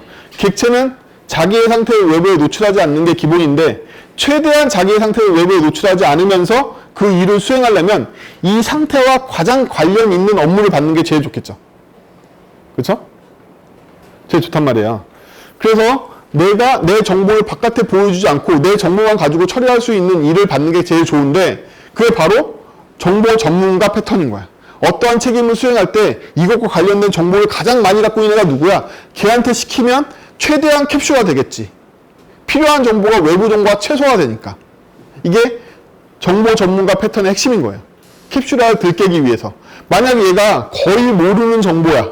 근데 그 일을 수행하려고 그러면 수많은 객체한테 도움을 받아야 되겠죠? 수많은 객체한테 도움을 받을 뿐만 아니라 수많은 객체의 내장을 까봐야 되겠죠? 그렇죠? 그렇지 않게, 캡슐화를 깨먹지 않게 하려면 가장 많이 그 정보와 관련되어 있는 애한테 그 일을 시키는 게 가장 캡슐화를 들깨먹기 때문에 책임이 누구인가는 도메인상, 우리가 원래 알고 있던 인간의 사고상 중요한 게 아니라 이 시스템 내에서 그 정보와 관련된 걸 제일 많이 알고 있는 애한테 시키는 게 최고야. 라고 생각하는 패턴인 거예요. 이 패턴에 따라서 여러분들 설계를 해보시면 굉장히 말이 안 되는 애들이 많이 나옵니다. 실제로 그래요. 우리가 알고 있는 정보는 정보와 일치해서 그 사람이 책임을 지지 않는단 말이에요. 쉽게 예를 들어볼까요? 여러분들 팀장 제일 개발 잘하나? 제일 잘 알아요? 아니잖아. 그렇죠? 여러분들 사장 정말로 이 비즈니스 도메인 제일 잘하나? 그렇지 않아. 그럼 정보랑 일치하지 않는데 왜 책임은 막강하게 갖고 있지? 권한도 막강하게 갖고 있고? 현실 세계는 실제로 그 사람이 가장 정보의 전문가라고 해서 그 책임을 수용하지 않는단 말이에요. 그래서 도메인을 그냥 옮기는 것과 굉장히 다른 양상으로 옮겨집니다. 이게 바로 정보 전문가 패턴의 단점이에요. 실제로 이 책에서 단점으로 지적하기도 해요. 실제로 짜보면 그렇게 안 돼요. 여러분들 책에 있는 예제들을 해볼까요? 스크리닝이 레저베이션을 받는 이유가 뭐죠? 스크린이 가장 많이 레저베이션과 관련된 정보를 들고 있기 때문이죠. 그 정보 전문가 패턴이란 말이에요. 근데 여러분들 상영이 예매를 한다는 게 이해가 되세요? 아무리 의인을 해도 그렇지. 상영은 상영되는 거잖아. 상영 정보잖아. 상영 정보가 예매를 한다는 게 말이 돼? 말이 안 되잖아. 결정적으로 어떻게 상영이 예매. 이게 설계가 안 된다는 거죠. 이 책에서는 굉장히 자연스럽게 이 장서부터 이게 스크리닝이 가장 많이 정보가 있으니까 스크리닝이 예매를 아니 스크린.리저브가 이게 이해가 되냐고. 이해가 안 되잖아. 누구도 이해 못해. 기르기에 따르면 도메인 전문가도 이해가 안 되고 아무도 이해가 안 되는 상황이란 말이에요. 그렇죠? 이게 정보 전문가 패턴의 단점이야. 하지만 그 정보가 걔한테 많이 몰려있기 때문에 캡슐을 가장 들게 먹어. 그게 장점이에요. 정보 전문가 패턴은 쓸 때 안 쓸 때 좀 구분해 써야 돼요. 그냥 쓰면 난감해진다. 더군다나 이 책에서는 스크리닝이 무비를 갖고 있어요. 그렇죠? 그렇기 때문에 스크린이 가장 많은 정보를 갖고 있다고 생각을 하는 거야. 그럼 여러분들 상영이 영화를 갖고 있는 게 정상인지 생각해 볼까요? 상영이라는 거의 실체는 뭘까요? 시간, 잘해봐 시퀀스 정도겠죠? 그쵸? 그 외에는 어느 극장에서 상영할 건지 뭐 이런 거겠죠? 하지만 그것도 사실은 상관없어요. 왜? 상영이라는 거의 정체는 시간표 이상도 이하도 아니기 때문이죠. 그러면 상영이라는 건 여러 영화가 공유할 수 있는 거 아닐까요? 이렇게 생각해 보신 적 없어요?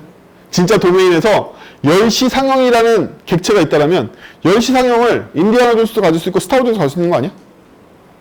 왜 10시 인디아나 존스라는 객체를 따로 만들고 10시 스타워즈라는 객체를 따로 만들어야 되지?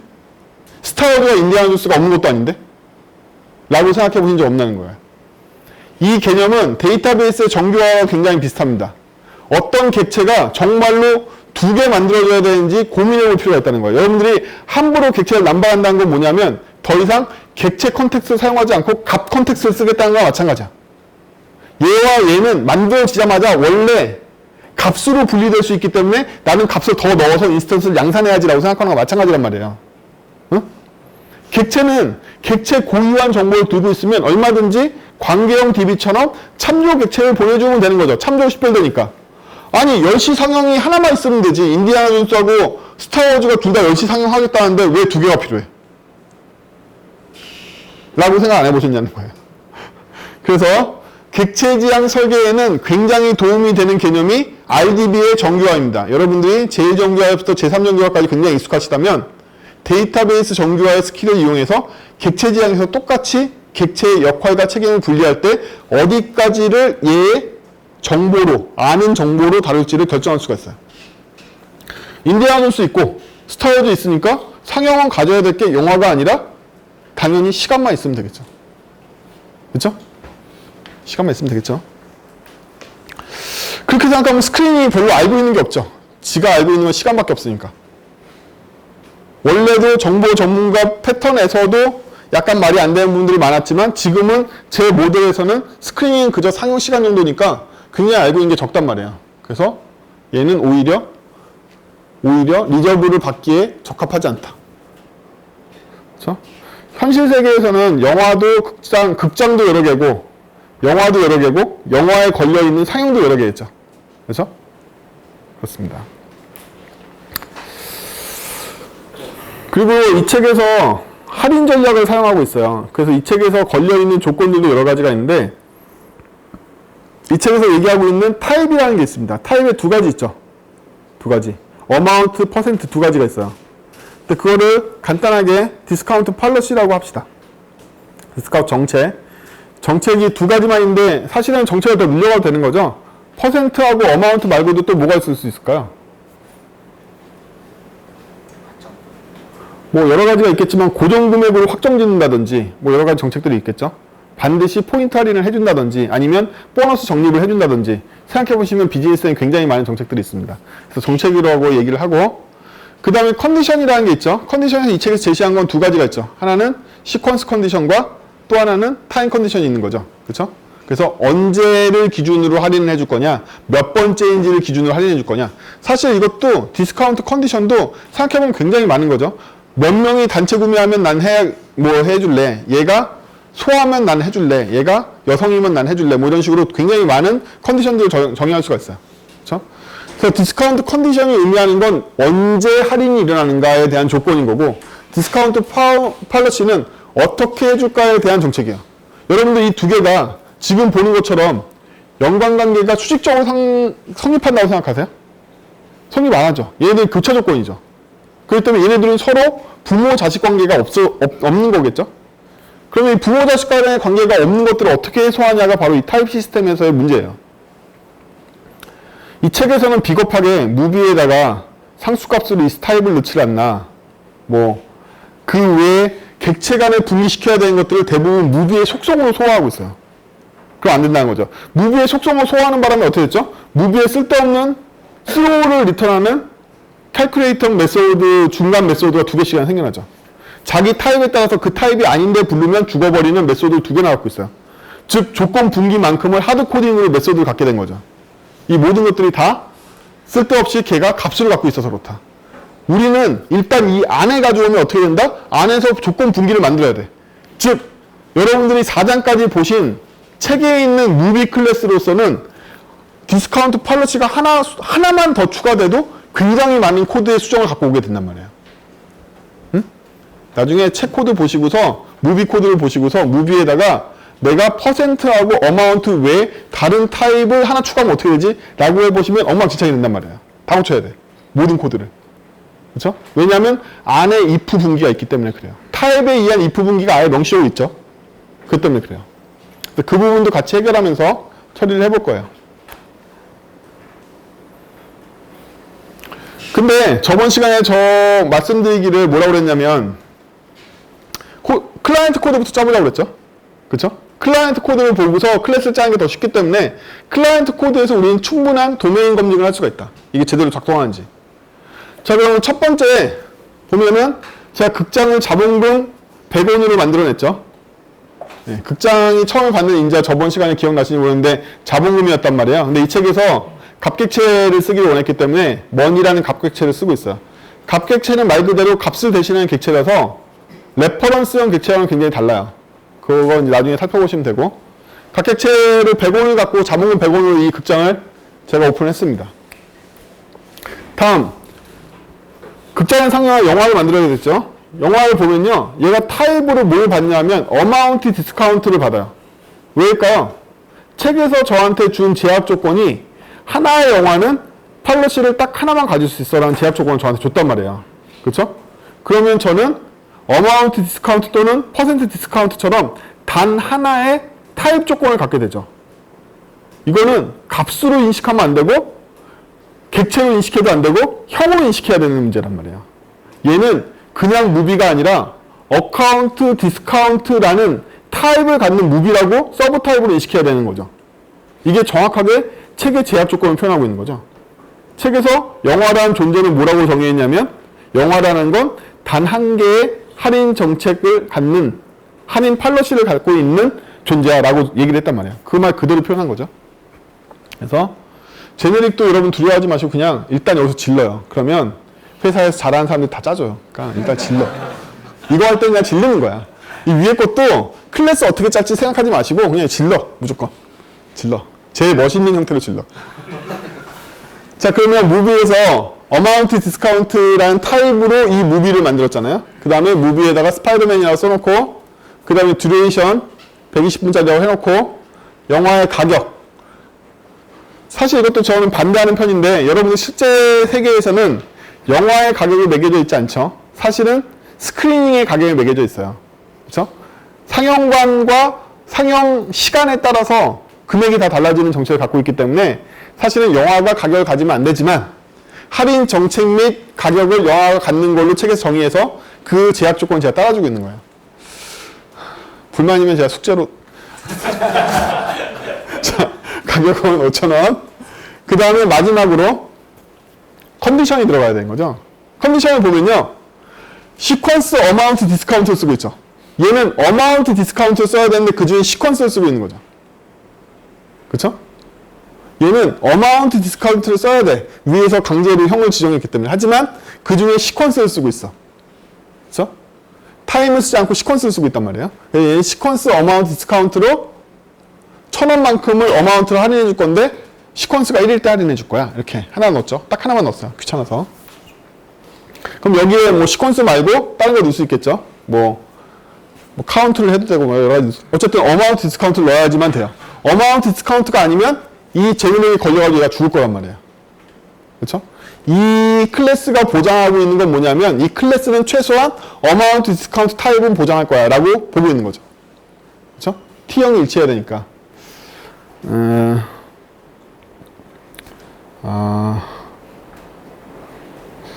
제네릭은 자바에서 공변을 허용해요.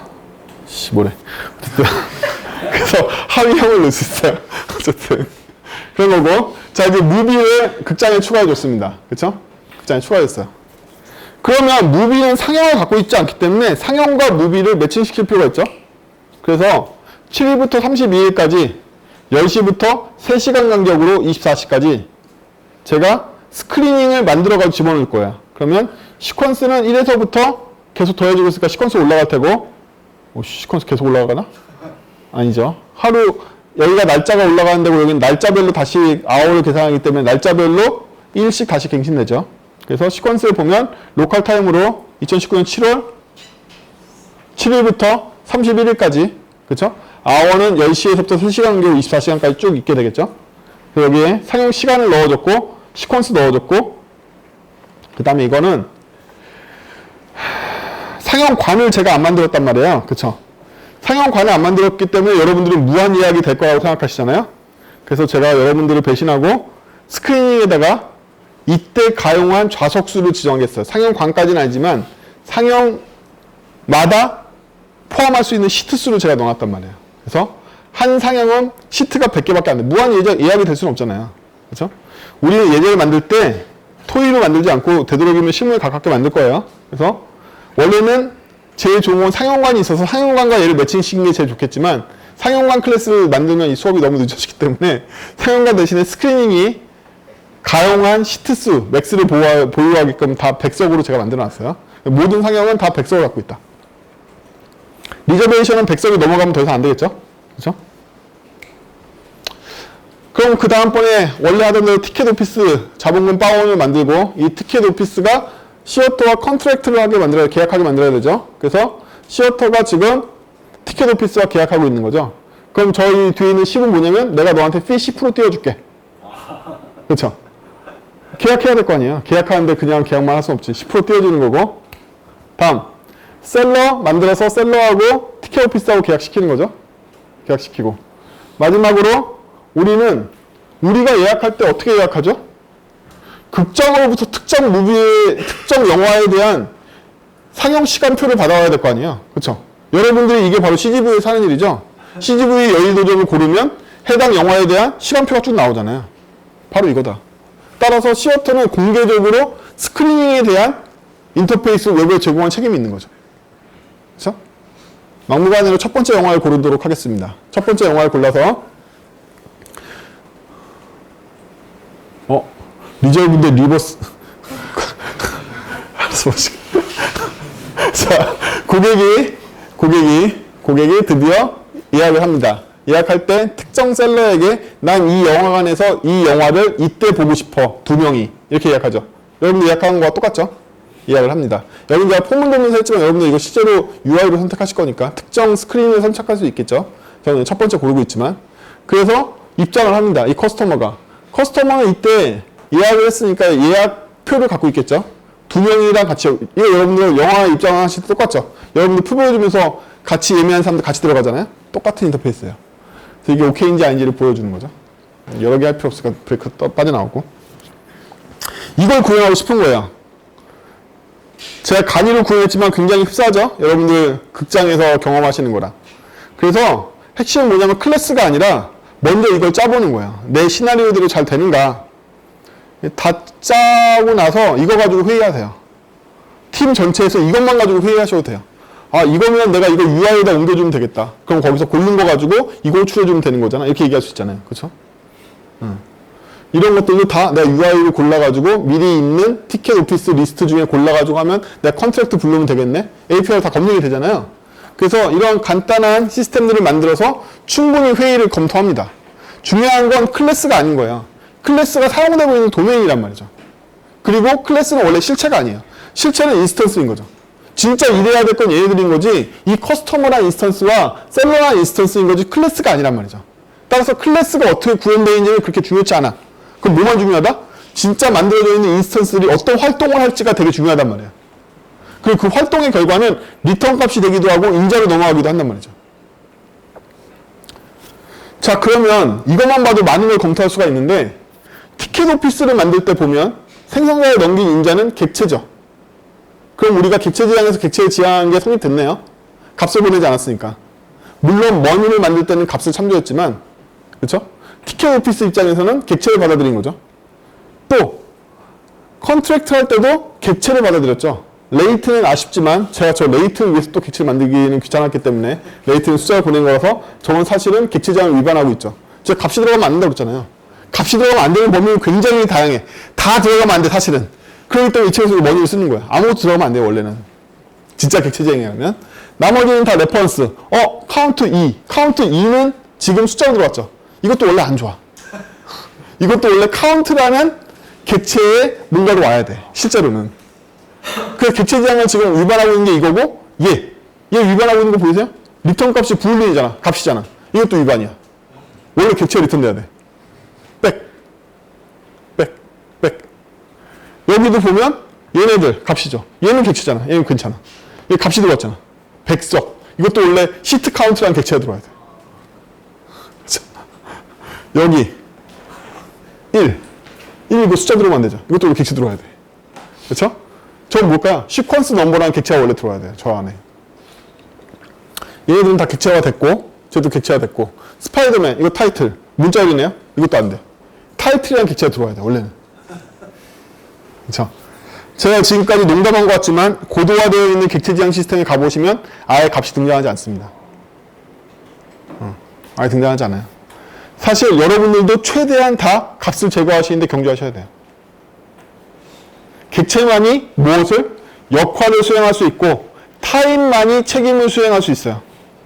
제일 처음에 배웠죠. 오늘 형이 뭐 하는지. 형이 아니면 책임을 질 수 없고 역할을 수행할 수 없습니다. 그래서 여러분들은 확신하신 거죠? 아니 제가 확신한 거지.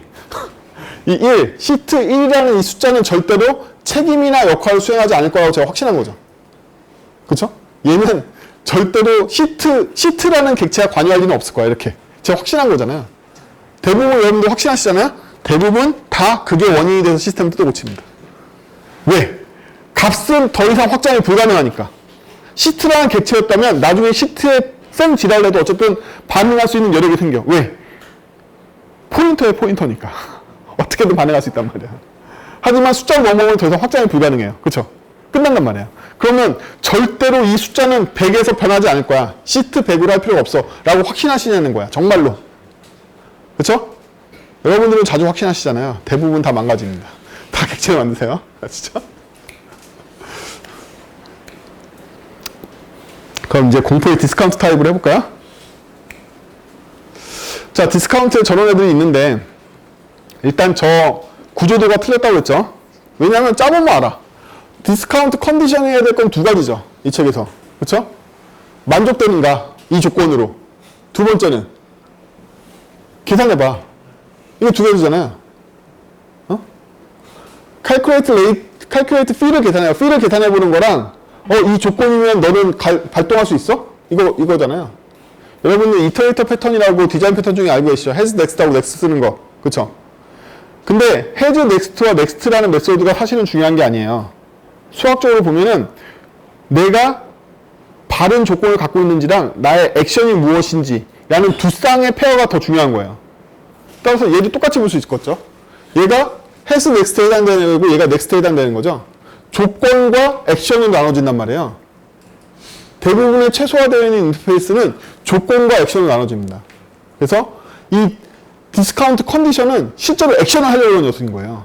이 인터페이스의 의미는 더 추상화된 개념에서 보면 액터란 말이죠. 얘는 액션을 할 녀석이야. 액션을 할 애들은 보통 발동 트리거를 갖고 있고 트리거가 만족되면 움직이려고 그런단 말이죠. 근데 얘는 자율적인 애가 아니라 외부에 위탁을 해요. 외부에 위탁을 해. 외부에 위탁을 하기 때문에 본인이 발동할 준비가 되겠다는 걸 알려주는 인터페이스와 본인이 진짜로 움직이는 인터페이스 양쪽을 갖고 있어요. 그래서 이런 객체들은 능동적 객체가 아니라 수동적 객체인 거예요. 이터레이터가 마찬가지죠. 이터레이터가 수동적 객체인 이유는 뭐죠? 레이지하게 만들려고. 응?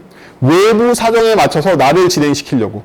내가 자율적으로 움직이고 내가 마음대로 조건 판단하면 내가 내 CPU 타이밍에 내가 다 정복하고 들어갈 거 아니야. 이터레이터 패턴을 쓰는 이유는 뭐죠? 내가 원할 때 has next하고 next를 호출하려고. 여러분들 그냥 파일문에 쓰고 계시지만 파일문에 안 쓰고 내가 원할 때 이 다음에도 있어? 이 다음에도 있어? 여러분들이 능동형 큐를 만들거나 수동형 큐를 만들어 보시면 이터레이터를 쓰시게 된단 말이에요. 코틀린에 있는 코틀린 얘기 왜 하고 있지? 코틀린에 있는 async await 동작의 원리도 다 이터레이터다. 알고 보면은 이 비동기 시스템이 해당 스레드의 제어권을 얻었을 때 너 그 다음번에도 할 일 있니? 그럼 내가 그 다음 거 진행시켜줄게. 뭐 이런 식으로 작동한단 말이에요. 다. 얘도 넓은 의미에서 보면은 여기가 발동 트리거 이게 액션이고 외부에서 얘 발동 트리거를 확인하고 이 액션을 진행시키려고 이런 인터페이스를 갖고 있는 거란 말이죠. 그렇다는 얘기는 잠재적으로 얘가 이 두 개의 역할을 동시에 수행하고 있는데 발동 트리거와 액션을 두 개를 동시에 갖고 있는 역할로 정의되어 있는데 이 역할은 책임으로 보고 있는데 두 개의 책임이니까 분리할 수도 있단 말이죠. 내가 발동되는 이유와 실제 액션할 거 분리할 수 있다는 얘기예요. 그래서 여러분들 인터페이스를 정의하실 때 인터페이스가 두 개 이상의 메소드를 가지면 해체 분할이라는 게 된단 말이에요. 우리 오늘 그거 할 건데 인터페이스를 함부로 메소드 두 개로 정의하시면 안 돼요. 인터페이스는 기본이 메소드 하나 갖는 거예요. 제가 맨날 수업 때마다 하는 얘기했는데 세상에 제일 좋은 함수는 뭐다? 인자 없는 함수. 인자 없는 함수는 다른 말로 뭐라고 부르냐면 다른 말로 프로시저라고 부릅니다. 걔가 프로시저예요. 그래서 걔는 자기 자율적으로 업무를 수행하는 거죠. 그쵸? 걔가 유틸리티 함수라면 자기 자율적으로 완전하게 실행하고 있는 프로시저가 부르는 녀석인 거고, 얘가 객체라면 객체 내부의 상태만 이용해서 움직이는 녀석이겠죠? 이게 인자 없는 함수예요. 인자 없는 함수는 왜 좋을까요? 인자로 넘어가는 애가 없으니까 UML에서 인자로 넘어가는 애를 뭐라고 하냐면 디펜던시라고 부른단 말이에요. 디펜던시가 없으니까 결합이 약해져. 되게 좋겠죠? 세상에 두 번째로 좋은 함수는 인자 하나 있는 함수. 그렇죠? 그렇죠? 그럼 세상에서 세 번째로 좋은 함수는 인자 두 개 있는 함수일까? 아니에요. 그 다음부터는 좋은 함수가 없어. 다 나쁜 함수예요. 여러분들이 만드시면 다 나쁜 함수다. 기본적으로. 그럼 어떻게 좋은 함수 만들까요? 이게 바로 진짜 퀴즈예요. 어떻게 하면 인자가 하나뿐인 함수를 만드는 거죠? 여러분들 세상에 제일 좋은 함수 만드시긴 무리고요. 세상에서 두 번째로 좋은 함수인 인자 하나 받는 함수를 어떻게 만들까요? 모든 인자를 추상화해서 객체화시키면 해당 객체 하나에 받는 함수가 되겠죠? 언제나 그게 정답입니다. 이게 바로 객체지향에서 메시지라고 부르는 녀석이에요. 여러분들이 어떤 메시지한테 메시지를 전할 때 전달될 인자가 두 개 이상이라면 메시지가 충분히 추상화되지 않고 메시지가 충분히 형이 되지 않은 거죠. 아까 형이어야 된다고 그랬죠? 메시지도. 여러분들은 형으로 메시지를 만드는데 실패하셨기 때문에 인자가 여러 개 나오는 거고, 그렇기 때문에 실패하시는 거예요. 우리는 형밖에 제어할 수 없다. 그래서 지금까지 함수가 좋은 거에 대해서 얘기했는데 이제 인터페이스에 대한 얘기를 해보죠. 세상에 제일 좋은 인터페이스는 뭘까요? 안에 메소드 정의가 하나도 없는 인터페이스가 세상에 제일 좋은 인터페이스죠. 가장 같은 원리로. 그렇죠? 실제예요. 왜? 진정한 역할은 역할 자체가 나타낼 뿐이지 어떻게 해야 될지를 아무렇게도 정의하지 않을 거거든요. 대표적으로 클로너블 같은 녀석이 그렇죠. 자바 JVM에 내장되어 있는. 왜? 얘는 시리얼라이즈 될 거야 만 마킹해주면 돼. 진짜 일은 JVM 구현체마다 다르게 하거든. 구성체가 다르게 하는 수준이 아니야. 구성체가 건들 수도 없어. JVM이 알아서 해줄 건데 JVM 구현체마다 시리얼라이즈 다르게 할 거거든. 그러니까 우리는 클로너블이랑 마커 인터페이스만 있으면 돼. 안에 인터페이스에 메소드 하나도 없어도 돼. 이게 세상에 제일 좋은 인터페이스겠죠. 여러분들이 JVM 짤 수 있다면. 자, 농담이고 여러분들이 JVM 못 짜도 어노테이션 프로세서를 짤 수 있다면 마커 인터페이스로 충분합니다. 외부에서 어노테이션 프로세서가 주입할 거니까. 세상에서 두 번째로 좋은 인터페이스는 메소드 하나 갖는 인터페이스겠죠? 그쵸? 그 다음부터는 다 나쁜 인터페이스예요. 다 나쁜 인터페이스다. 따라서 얘 나쁜 인터페이스의 일종이겠죠? 얘가 두 개나 메소드를 갖고 있는 이유는 인터페이스가 충분히 추상화되지 않아서예요. 하지만 이 차이에서는 이 정도 추상화로 만족하고 있고 여러분한테 교육상 이 정도가 적당하다고 봐요. 여러분들한테 이걸 하나 메소드 갖는 인터페이스로 인도하려면 지금보다 레이어가 더 많이 나눠지겠죠. 그렇죠? 그럼 여러분들의 머리에 한계가 오잖아요. 그래서 너무 깊은 추상화를 하게 되면 레이어가 많아진 효과 때문에 머리 나쁜 사람들이 도태되는 효과가 일어난단 말이에요. 그래서 여러분들도 회사에서 너무 깊은 추상화를 하시면 안 돼요. 그러면 팀원들이 화낸다. 이 새끼 왜 이럴까? 이러면서. 자, 두 번째로 컨디셔널 말고 팔러시를 보면 팔러시야말로 마커 인터페이스예요. 이거를 책에서는 애너머로 정의하고 있지만 애너머는 뭐가 안 된다? 타입이 될 수 없어. 제네릭에서. 그래서 얘를 애너머로 정의하고 싶지만 안 돼. 애너블 타입으로 제네릭 타입을 인정하는 언어들도 있냐고? 많아요. 많지만 자바는 아니야. 자바에서는 어쩔 수 없이 인터페이스를 정의한다. 자, 코트를 짰으면 다르게 짰겠죠. 그래서 디스카운트랑 인터페이스를 상속받는 어마운트, 퍼센트 혹은 수량으로 할 수 있는 카운트라든가 안 하는 넌이라든가 여러 가지 타입들을 더 정의할 수 있겠죠? 그렇죠. 그래서 우리는 팔러시를 따르는 더 많은 마커 인터페이스를 정의할 수 있다. 이게 바로 얘네들이 세상에서 제일 좋은 인터페이스인 거죠. 메소드가 하나도 없으니까. 그렇죠? 그래서 우리는 팔러시를 나타내고 컨디션을 나타낼 수 있게 되었다. 그러면 우리의 핵심 공략법은 어디다? 핵심 공략법? 여러분들 약한 데를 찾아 들어가야겠죠? 누가 더 못난 놈이다? 이놈이 못났으니까 우리 얘를 공략하려고 그러겠죠. 그렇죠? 공략하자. 자, 이 시퀀스 디스카운트라는 개념을 접근해 봅시다. 이거는 어디에 초점을 맞춘 거냐면 먼저 is satisfied by를 공략하겠다는 전략에 의거하고 있죠. 그렇죠? 그러니까 이름이 이런 거야. 시퀀스 디스카운트라고 나오는 건 뭐냐면 내가 디스카운트 컨디션을 임플리먼트 할 때 어떤 쪽을 노리고 있다? 얘를 퍼블릭 파이널로 내가 막아줄게. 그럼 얘를 상속받은 애들은 뭐만 구성하면 된다? 이제 백. 칼큘레이션 P만 계산하면 돼. 인터페이스 두 개 중에 이걸 맞겠어라는 개념인 거죠. 그쵸?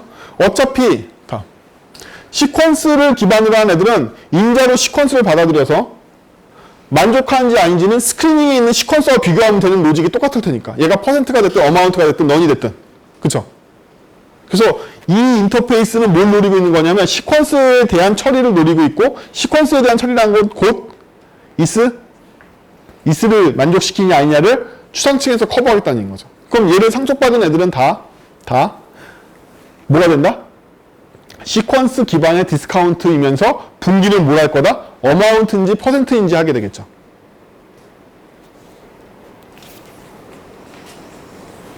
어려운 거야, 쉬운 거야. 그쵸? 그래서 이쪽 전략은 뭐냐면 두 개의 메소드 중에 is 쪽을 커버하는 전략인 거죠. 그러면 이제 시퀀스 디스카운트를 상속받은 애들은 임플리먼트를 뭘 해야 된다? 팔러시를 해줘야 된단 말이죠. 팔러시를. 내가 시퀀스 어마운트 디스카운트를 하려면 시퀀스 디스카운트를 상속받은 상태에서 팔러시 어마운트를 해줘야 되는 거죠. 그래야지 시퀀스 어마운트가 성립할 거 아니에요. 시퀀스 어디서 빌려왔다? 시퀀스 디스카운트에서 빌려왔어. 얘가 어마운트인 건 어떻게 증명한다? 임플리먼트 어마운트를 증명하면 된단 말이죠. 응? 그렇게 됨으로써 얘는 뭐만 구현하면 된다? calculate P만 계산하면 돼. 왜? 얘는 어마운트 기반이니까 원래 받아왔던 fee에서 마이너스 어마운트 해주면 되거든. 요것만 구현하면 돼. 어마운트 로직만. 그러면 얘가 받아온 시퀀스는 슈퍼한테 넘겨주면 되죠. 이건 네가 처리해. 나는 어마운트만 맡을게. 이렇게 되는 거죠. 같은 개념으로 퍼센트 같은 경우에는 똑같이 시퀀스 디스카운트를 상속받아서 팔러시 중에 퍼센트를 지금 임플리먼트 하고 있는 거죠. 그럼 얘는 디스카운트 정책에서 시퀀스 정책을 가져가는데 퍼센트라는 팔러시를 딸 거야. 이렇게 돼서 시퀀스 퍼센트 디스카운트가 되는 거죠. 그럼 얘 같은 경우에도 시퀀스 부분 다 부모한테 맡기고 이스 다 부모한테 맡기고 캘큘레이터만 얘가 갖고 있는 퍼센트를 fee에다 멀티한 거를 얘한테 빼주면 되는 거죠. 그렇죠? 이렇게 동작할 거란 말이에요. 근데 이렇게 추상화할 수 있긴 한데 이 추상화는 뭘 어기고 있다?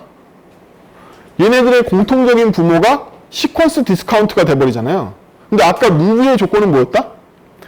디스카운트에 대한 팔러시가 하나인 걸 요구하고 있잖아요. 대표 타입이 디스카운트 팔러시가 되길 원하고 있단 말이야. 근데 얘는 백. 얘는 두 개의 클래스가 다 디스카운트 팔러시가 다르죠? 그럼 얘네들 공통적인 건 또 백. 이거밖에 없다는 거죠. 디스카운트 컨디션으로 얘네들 두 개가, 구상 클래스 두 개가 묶인 거지, 디스카운트 팔러시 기준으로는 다른 애들을 갖고 있단 말이에요. 이게 도메인과 안 맞는 거야. 도메인에서는 컨디션으로 묶이길 원하는 게 아니라 팔러시로 묶이길 원했단 말이죠. 따라서 추상층을 컨디션으로부터 시작하면 안 되는 거죠. 그렇죠? 어렵나? 다음 거 보죠. 그래서 반대 방향으로 임플리멘테이션을 해봅시다. 여러분 이게 자유로워야 돼요. 자유로워야 돼. 자, 이번에는 위에 있는 어마운트 디스카운트가 처음부터 어마운트라는 팔러시를 임플리먼트 하고 있죠. 그리고 동시에 컨디션을 같이 임플리먼트 하고 있죠. 그렇죠? 그럼 얘는 어마운트 계열의 컨디션인 걸 나타내고 있잖아요. 그리고 얘가 커버해야 될 건 어마운트 쪽이니까 이번엔 calculate fee를 커버하려고 그러겠죠. is를 커버하려고 그러지 않고. is는 시퀀스나 뭐 이쪽도 시퀀스나 타임의 영역이잖아요. 근데 얘가 어마운트 디스카운트니까 이번에는 디스카운트 컨디션 중에 calculate 쪽을 커버하려고 그런단 말이에요. 어? 시퀀스 쪽을 커버하려고 그러는 게 아니라. 그래서 얘는 calculate fee가 어마운트만큼 마이너스 해주는 걸로 계산이 되겠죠. 그렇죠? 그래서 이제 얘의 관심사는 시퀀스가 아니라 머니가 되는 거죠. 그렇죠? 어마운트가 되는 거죠. 어마운트가 얼마인지가 관심사가 된 거예요. 그래서 이 부모에 따르면 얘는 어마운트 계열의 부모가 된 거잖아요. 그렇죠?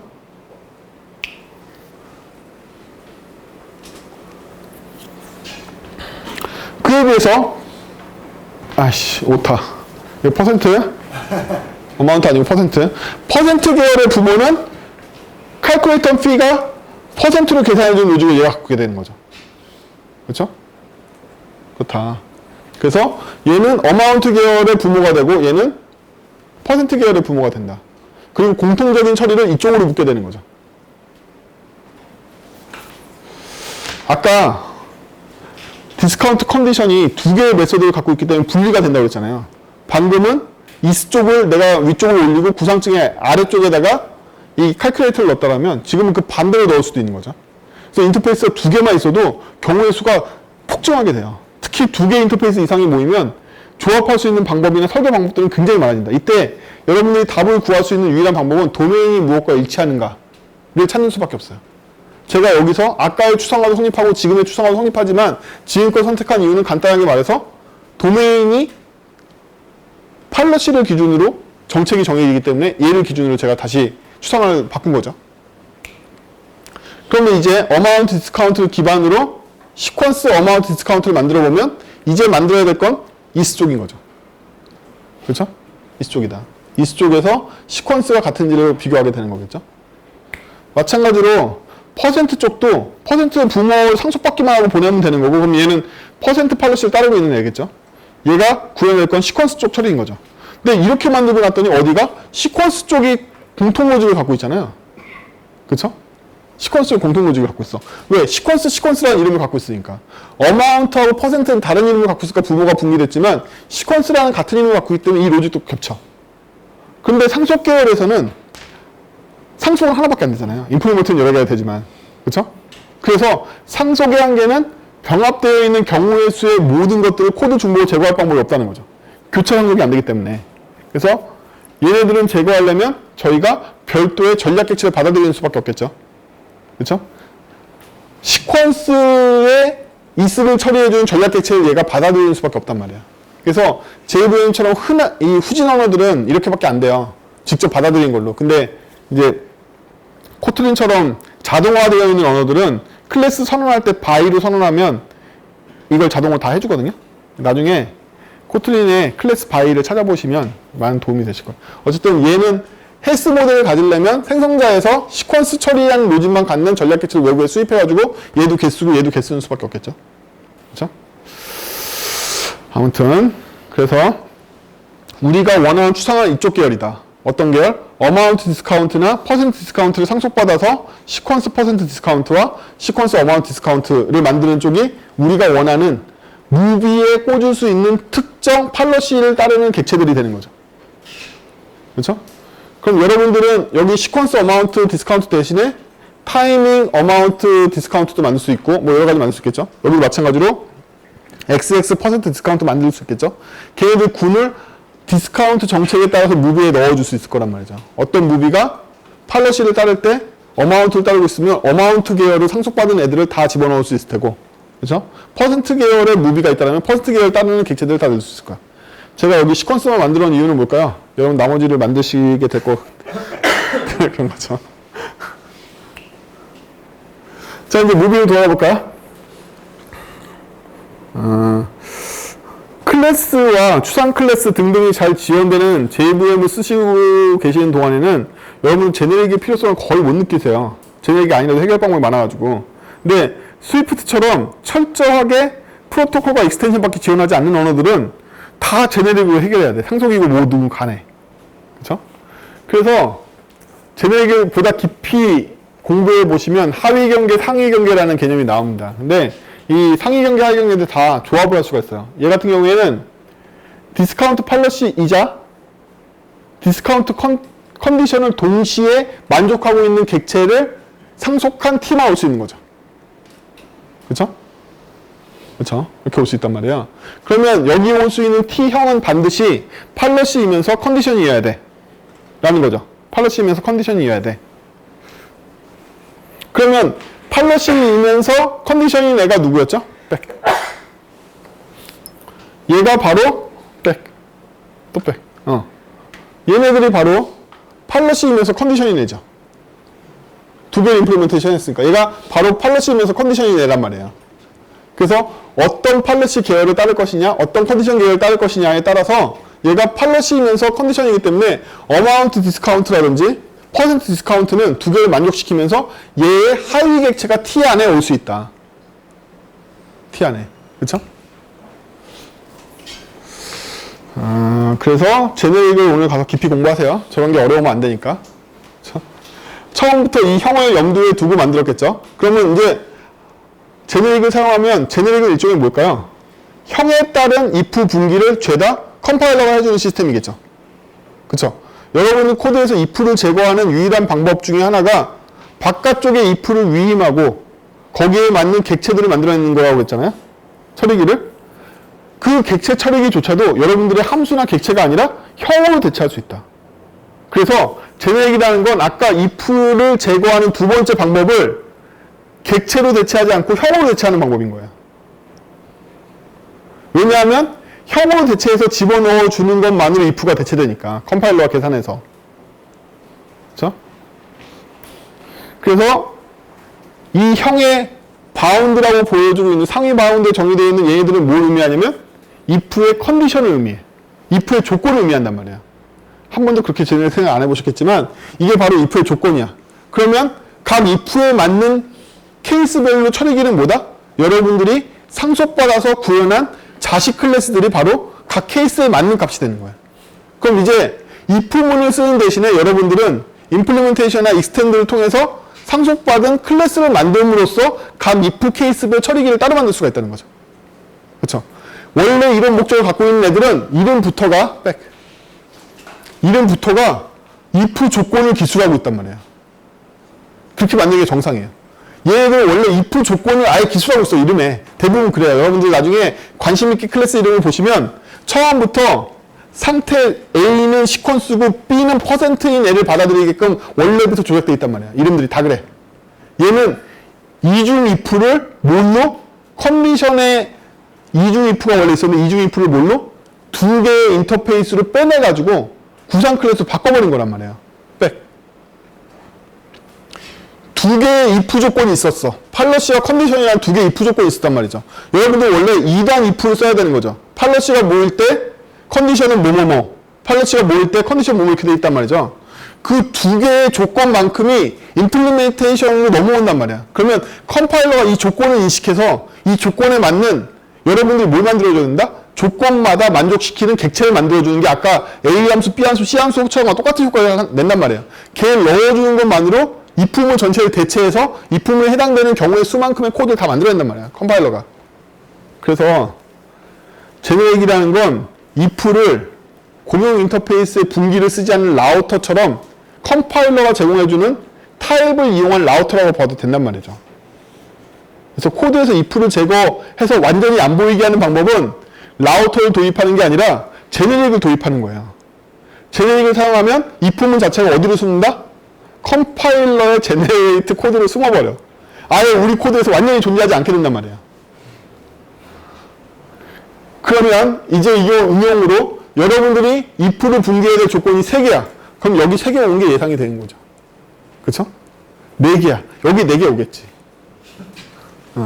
4개 왔는데 if로 분기할 때 첫 번째 조건으로 4개가 분기돼. 보나마나 4개의 구상 클래스가 필요하겠지. 첫 번째 건 4개로 분기되고 두 번째 조건이 2개로 분기돼. 총 8개가 필요해. 그럼 우리 구상 클래스 8개 만들어서 넣어주면 되겠지. 그런 거예요. 이게 어느 정도로 익숙해지셔야 되냐면 여러분들 모든 제기 함수는 무조건 루프로 바꿀 수 있다고 말씀드렸죠. 여러분들은 수학적으로 보건데 무조건 제기 함수는 루프로 바꿀 수 있어요. 못 바꾸는 경우는 없어요. 왜냐하면 모든 제기는 수학적으로 다 꼬리물기 최적화 함수로 바꿀 수 있고 꼬리물기 최적화 제기는 무조건 루프로 바꿀 수 있어요. 그래서 여러분들이 어떤 제기를 짜도 무조건 루프로 바꿀 수 있단 말이에요. 이게 굉장히 훈련이 잘 돼 있어야 돼. 어떤 제어문을 루프로 바꾸는 것도 쉬워야 되고 어떤 제기를 다시 루프로 바꾸는 것도 쉬워야 되는데 그거와 마찬가지로 if문을 제네릭을 통해서 분산시키는 것도 되게 자연스러워야 되고 제네릭으로 분산되어 있는 시스템을 다시 묶어서 객체에 대한 분기를 바꾸는 것, 라우터 시스템을 바꾸는 것도 굉장히 자연스러워야 된단 말이에요. 이거를 굉장히 많이 트레이닝 하셔야 돼요. 사실 이것만 트레이닝 돼 있으면 고를 쓰시든 스위프트를 쓰시든 코트를 쓰시든 굉장히 편해요. 현대 모든 랭귀지들은 고는 좀 제네릭 그지 같긴 한데 어쨌든 제네릭을 통해서 코드에서 완전히 if문을 제거할 수 있다. 어디에도 소속되지 않게. 스프링처럼 라우터에 숨겨두는 것도 아니야. 스프링 라우터는 등록되어 있는 애노테이션에 있는 모든 URL을 검색해서 매칭하는 이 부분이 스프링 라우터에 숨겨져 있는 거란 말이야. 이건 아예 숨겨져 있지도 않아. 어디에도 없었잖아요. 그쵸? 그럼 내가 아니면 뭐지? 조건에 맞는 객체를 생성한 거였단 말이야. 그것만으로 이 부분이 다 없어지는 거야. 아이씨, 오늘 너무 난이도가 높은가? 언어를 깊게 안 써보시잖아요. 그쵸? 언어를 깊게 써보시면 그렇습니다. 자, 이제 무비로 왔어요. 무비가 왜 적용인지 알겠죠? 무비에 적용돼야 되는 조건이 두 가지가 있고 이 조건에 대한 경우의 수를 받아들이기 위해서 저런 경계를 설정하고 이 경계에 따른 T형의 컨디션을 받아들인단 말이죠. 이 T형의 컨디션은 반드시 이 형의 하위로만 올 수 있기 때문에 일관되어 있는 팔러시 정체를 갖고 있는 애가 올 거야. 라고 생각해 볼 수 있다는 거예요. 그렇죠? 나머지 값들 받아들인 거고 여기는 그냥 디스카운트 컨디션에다가 셋으로 집어넣어 준 거죠. 예. 우리는 대부분의 이것도 생각해 보실 필요가 있어요. 여러분들이 리스트를 쓴다? 리스트를 쓰시는 순간 뭘 생각하고 있는 거죠? 값 컨텍스트를 생각하고 있는 거야. 안 그러면 0번 엘리먼트와 1번 엘리먼트가 반드시 다를 거라고 생각을 한다면 객체 10별자로 구분이 된다고 생각하면 셋을 안 쓸 리가 없어. 리스트를 쓴다는 것 자체는 여러분들이 이미 값 컨텍스트를 쓰고 싶어 한다는 증거예요. 여러분들이 정말로 객체 컨텍스트, 10별자를 이용한 구분만 한다면 리스트를 쓸 리가 없다. 이미 셋을 포기하고 리스트를 쓰는 순간 뭘 한 거다? 값 컨텍스트를 쓰겠다고 선언한 거랑 마찬가지. 여러분들이 진정한 객체 10배를 통한 객체 컨텍스트를 쓴다면 리스트 따위는 원래 필요 없습니다. 값을 표현할 때만 필요한 거야. 리스트 엘리먼트가 인덱스로 분리가 돼서 구분이 된다는 걸 리스트가 의미하고 있죠. 0번하고 5번하고 같은 인스턴스인데 왜 분리가 되지? 0번이나 5번이라는 인덱스 숫자, 값에 의존해서 객체를 식별하려고 했기 때문인 거죠. 그렇죠? 여러분들이 컨테이너에 값으로 식별할 생각을 버렸다면 셋 외에는 쓸 수 있는 게 없다고 봐도 되죠. 그렇죠? 그래서 셋을 쓰는 건 굉장히 자연스러운 거예요. 리스트 쓰는 게 각 컨텍스트 쓰는 거고. 셋을 때려박고 있죠. 자, 칼큘레이트 피를 진짜로 해봅시다. 영화가 할인 형식도 알고 영화 값도 알고 있기 때문에 어쩔 수 없이 영화만이 칼큘레이트 피를 계산할 수 있죠. 그러면 어떤 상형인지는 영화는 모르기 때문에 상형을 외부에서 받아서 상형과 카운트를 이용해서 계산을 하게 되겠죠. 그러면 얘는 이 디스카운트 컨디션스가 여러 개 있을 수 있잖아요. 이 중에 어떤 애가 맞는지를 찾아가지고 걔가 맞는지를 이걸로 확인하면 되겠죠. 맞는 애가 등장하면 스크린과 카운트를 넘겼는데 맞는 애가 등장하면 이게 발동 조건이에요. 트리거가 등장하면 드디어 칼큘레이션 피를 해서 칼큘레이션 피에다가 인원수만큼 멀티해가지고 보내는 거죠. 그렇죠? 이렇게 됩니다. 어렵지 않죠? 다 떠올렸으니까. 어렵나? 그래서 계산하는 방법은 내가 갖고 있는 수많은 컨디션 중에 만족하는 트리거를 발견하면 액션을 실행해서 결과를 얻어오면 된다. 그쵸? 이 정도입니다.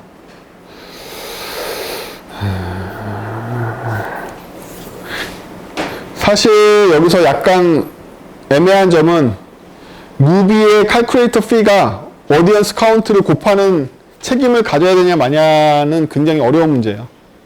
제가 이쪽으로 이걸 보낸 이유는 미래에는 피를 계산할 때 몇 명이 예약하냐에 따라서 가격에 영향을 끼칠 수도 있기 때문에 얘한테 이 권한까지 알려준 거죠. 그렇죠? 그렇지 않았다면 얘의 권한은 여기로 축소가 됐을 거야. 책마다 약간씩 틀린데 여러분들이 보고 계시는 오브젝트라는 책은 이 책을 굉장히 많이 영향을 받았다고 했잖아요. 오브젝트 디자인 책에. 이 책에서는 CRC 카드에서 책임에다가 알 책임과 행해야 될 책임 두 가지를 다 책임이라고 기술하고 있잖아요.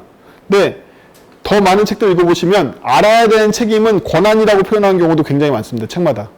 그래서 역할에는 권한과 책임이 따라서 책임은 내가 외부한테 수행해야 될 메소드를 의미하고 내 권한은 내가 알아야 되는 것들, 내가 알아야만 한다고 생각하면 책임일 수 있겠지만 내가 나만이 알 수 있는 것이라고 생각하고 권한이라고 생각할 수 있겠죠. 그래서 책에 따라서는 역할, 책임, 권한이라고 표현하는 책이 있고 지금처럼 이 책처럼 역할, 알 책임, 할 책임 이렇게 표현한 책이 있어요.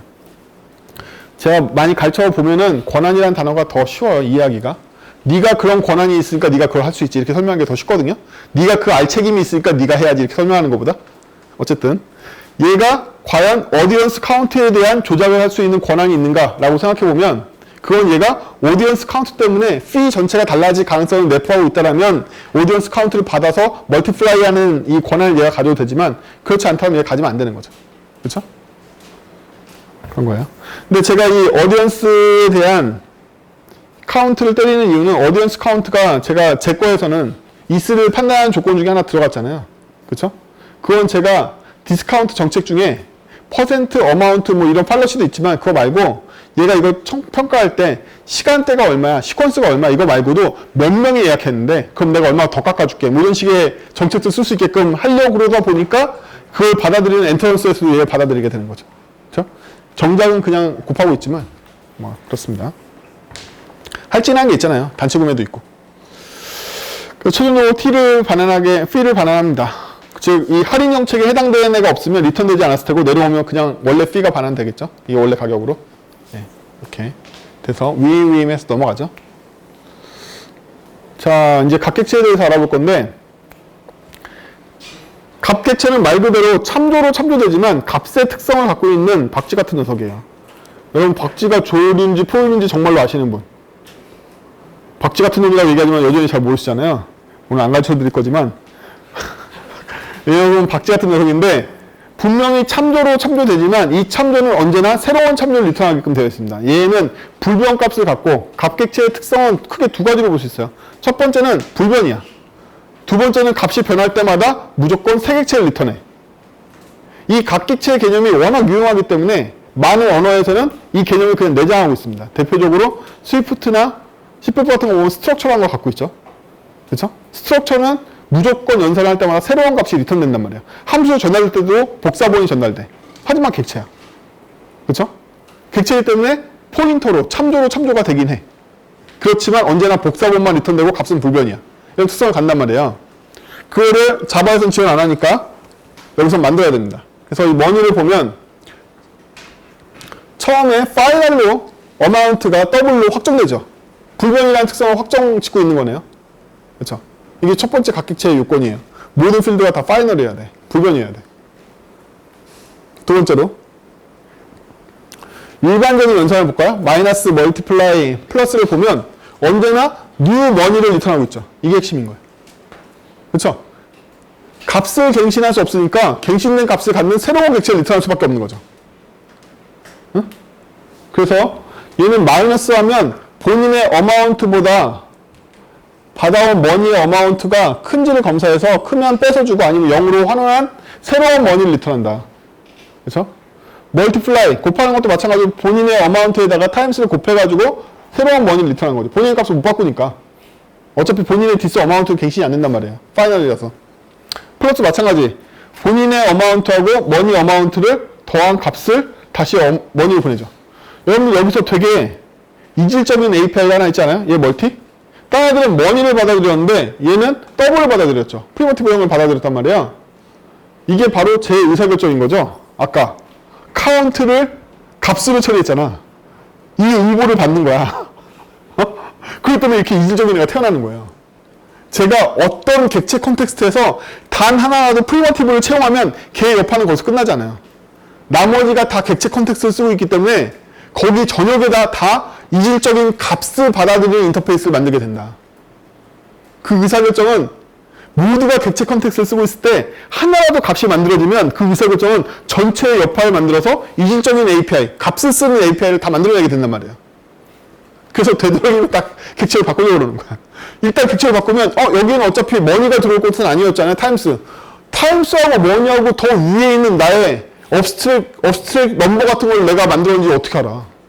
그쵸? 얘네가 형이 이상은 내가 그 위에다 추상식을 또 만들 수 있거든.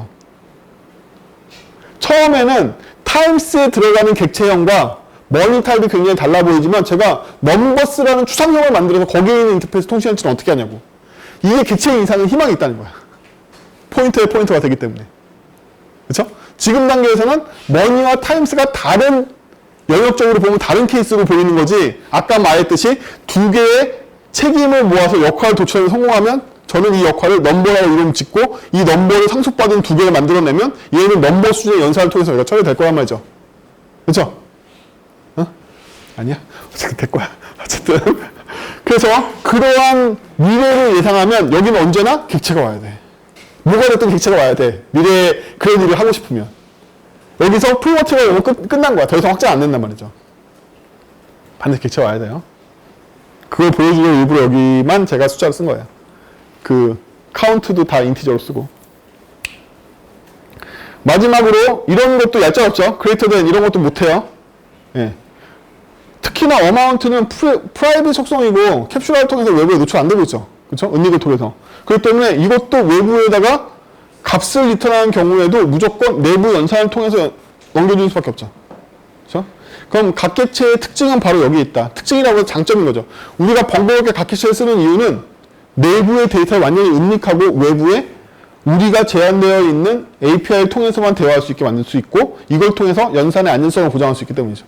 특히나 값객체를 쓰는 좋은 점은 언제나 뉴가 리턴되기 때문에 기존 상태를 동시에 경합하는 게 불가능해. 값은 바꿀 수 없지. 바꾸려고 했더니 세 객체 나왔지. 기존 객체를 간섭할 수가 없지. 따라서 동시성 문제에서 완전히 자유로워진다. 객체인데도 불구하고 동시성 문제가 전혀 안 생기게 된단 말이에요. 그래서 확정되어 있는 도메인이나 아니면 연산이 확실하거나 이해의 폭이 충분한 경우에는 각 객체를 바꾸는 걸 고려해 볼 수가 있다. 왜? 동시성 문제가 해결되니까 많은 스레드에서 다 돌려도 별도로 싱크로나이즈 할 수 있는 이유도 없고 할 필요도 없고. 장점인 거죠. 각 객체 이렇게 생겼어요. 너무 후졌죠? 라고 JVM만 쓰시는 분들은 잘 모르겠지만 자바가 너무 후진 거야. 이 정도는 너무 패턴화되어 있기 때문에 다른 언어 레벨에서 다 지원돼요. 자바만 이걸 언어 레벨에서 지원 안 하고 있을 뿐이지 다른 언어들은 이거 다 언어 레벨에서 지원한다. 언어에서 얘는 값객체라고 선언만 하면 돼. 얘는 스트럭처 이렇게 선언만 하면 알아서 다 해줘. 이 모든 걸. 얘가 너무 후진 거죠. 그러니까 너무 후지니까 이펙티브 자바에 나오는 거예요. 저게. 자, 나머지 쓸데없는 것도 볼까요? 레저베이션. 레저베이션을 보면 이펙티브 자바, 넌 대신에 쓰는 거, 넌. 그 외에 얘는 알고 보면 아니 예약이 순수한 데이터 정보 아닌가? 그쵸? 순수한 데이터 정보일 뿐이란 말이야. 다 파이널인 거죠? 게트 세트 만들 필요가 없어. 다 파이널을 만들면 돼요. 그래서 다 파이널에서 얘가 우리가 예약을 걸었다면 당연하게도 극장, 영화, 상영 시간, 몇 명. 우리가 알고 있는 예매권에 대한 정보잖아요. 얘는 이거 외에 할 게 없다. 이거 외에 할 게 없다. 그럼 얘는 순수한 각객체인 거죠. 얘도 똑같이 키고 있죠. 복사본을 만들지 않지만 복사본을 만들 수도 없는 것 뿐인 거고 연산을 제공하지 않아서 다 파이널인 거죠. 얘도 각객체이고 얘도 스레드 안전이겠죠. 만들고 나면 못 건드니까. 자, 스크리닝도 각객체죠. 단지 우리는 시트를 받을 수 있죠. 시트를 받았기 때문에 그쵸? 시트를 받았기 때문에 시트만이 여기 보면 프라이빗이면서 파이널이 아닌데 시트는 언제 깐다? 똑같이 트리거와 액션을 나누는 거죠. 요즘 보는 눈이 생기시죠? 객체를 만들 때 트리거 액션이 나오면 뭐다? 다 외부에서 얘를 레이지하게 쓰기 위해서 외부의 사정에 맞춰서 얘가 움직이기 위해서 최소한의 인터페이스를 정의하면 트리거와 액션인 거예요. 항상. 그러면 헬시트 내가 이 카운트만큼 시트 갖고 있니? 있어. 그러면 그 시트만큼 예약해줘. 그러면 이 스크린이 살 수 있는 건 시트 빼는 거죠. 그렇죠? 그렇지만 이거 믿지 않아. 네가 이거 한다면 이걸 불렀을 거야. 믿지 않아. 내가 다시 한번 해주지. 뭐 이런 거잖아. 이 새끼 나를 속이... 여러분들 남 믿지 않고도 믿으면 안 됩니다. 절대로 제대로 해줄 리가 없어요. 무조건 밸리데이션 짠다. 자, 그 다음에 전통의 시어터 부분을 이제 볼까요? 이제 기저층을 다 정리를 했죠. 그 다음에 이제 메인 워크그룹을 보면 시어터 같은 경우에는 어마운트가 머니로 업그레이드 된 거 외에는 뭐 큰 변화는 없지만 얘기한 대로 어떤 무비가 있으면 무비에 맞는 스크리닝 세트가 있겠죠. 그렇죠? 무비에 맞는 스크리닝 세트가 있다.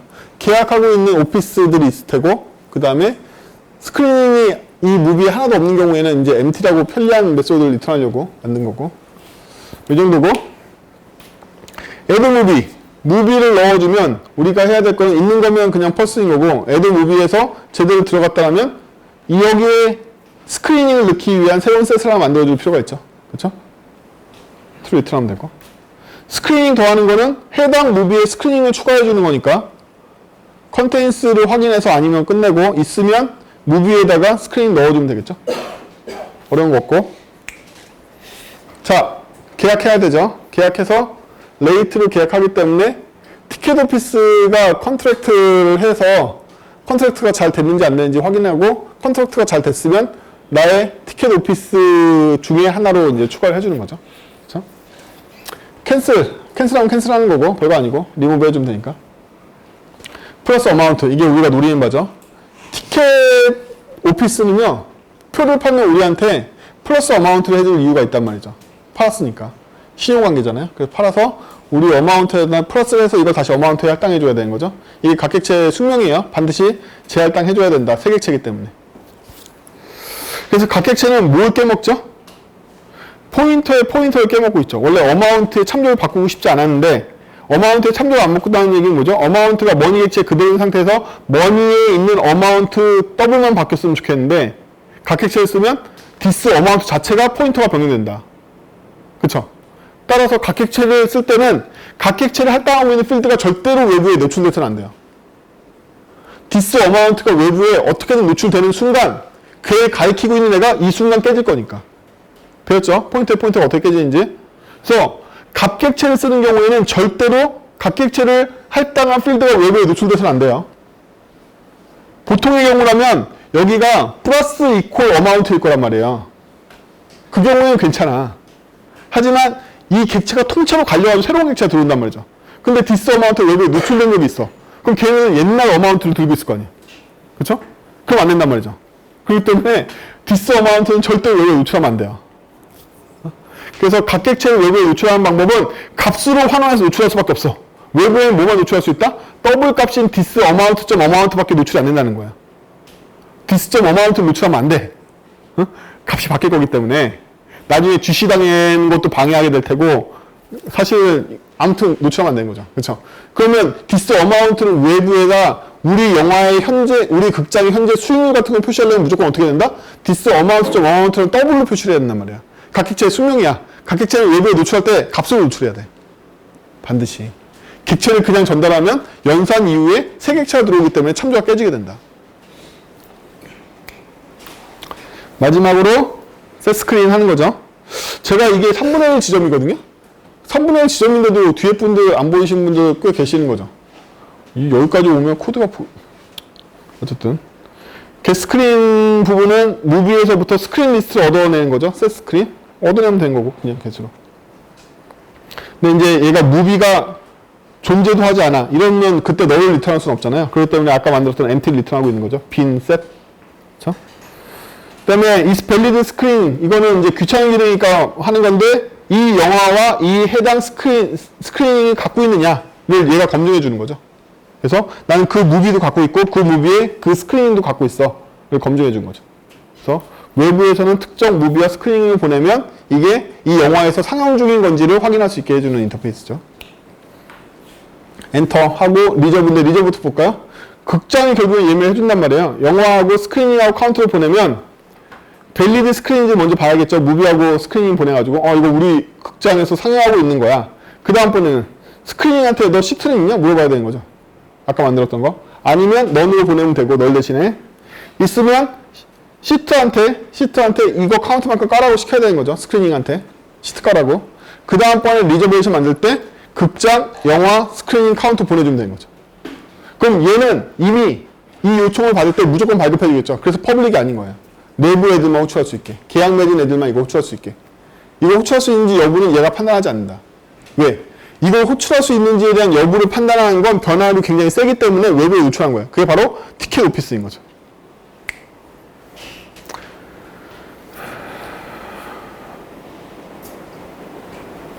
더 가봐.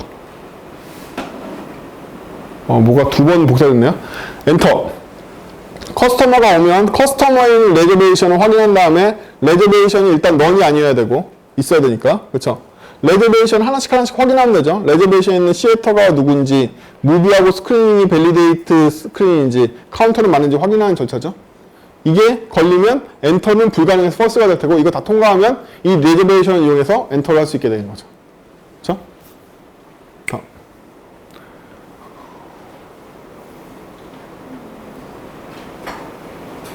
리저브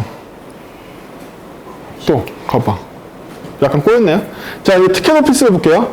티켓 오피스는 자기의 자본금인 어마운트를 갖고 있고 이 맵을 통해서 극장과 할인율 얼마로 계약 맺었는지를 갖고 있죠.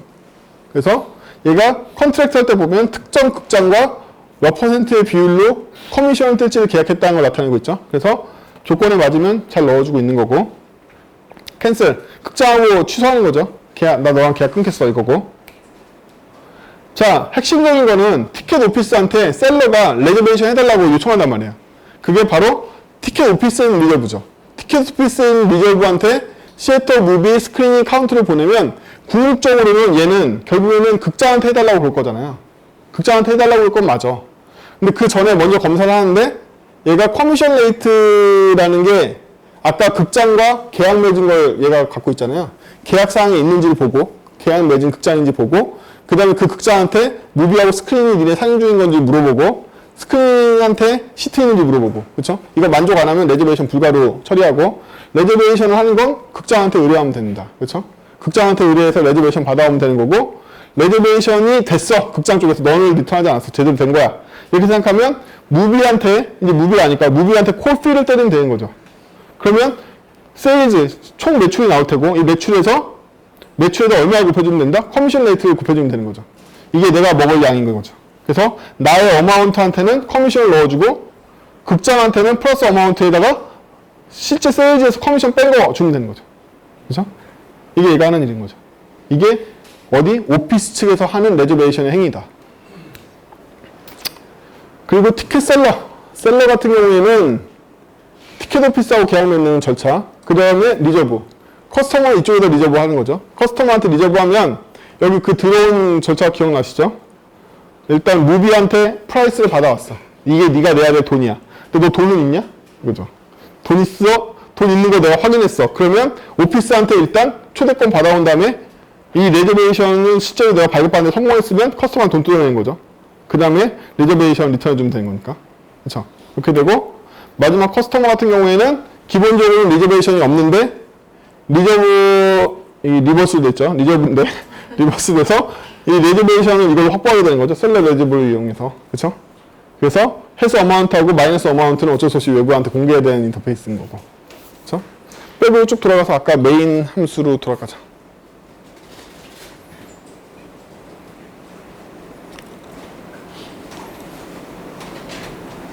더. 거기다.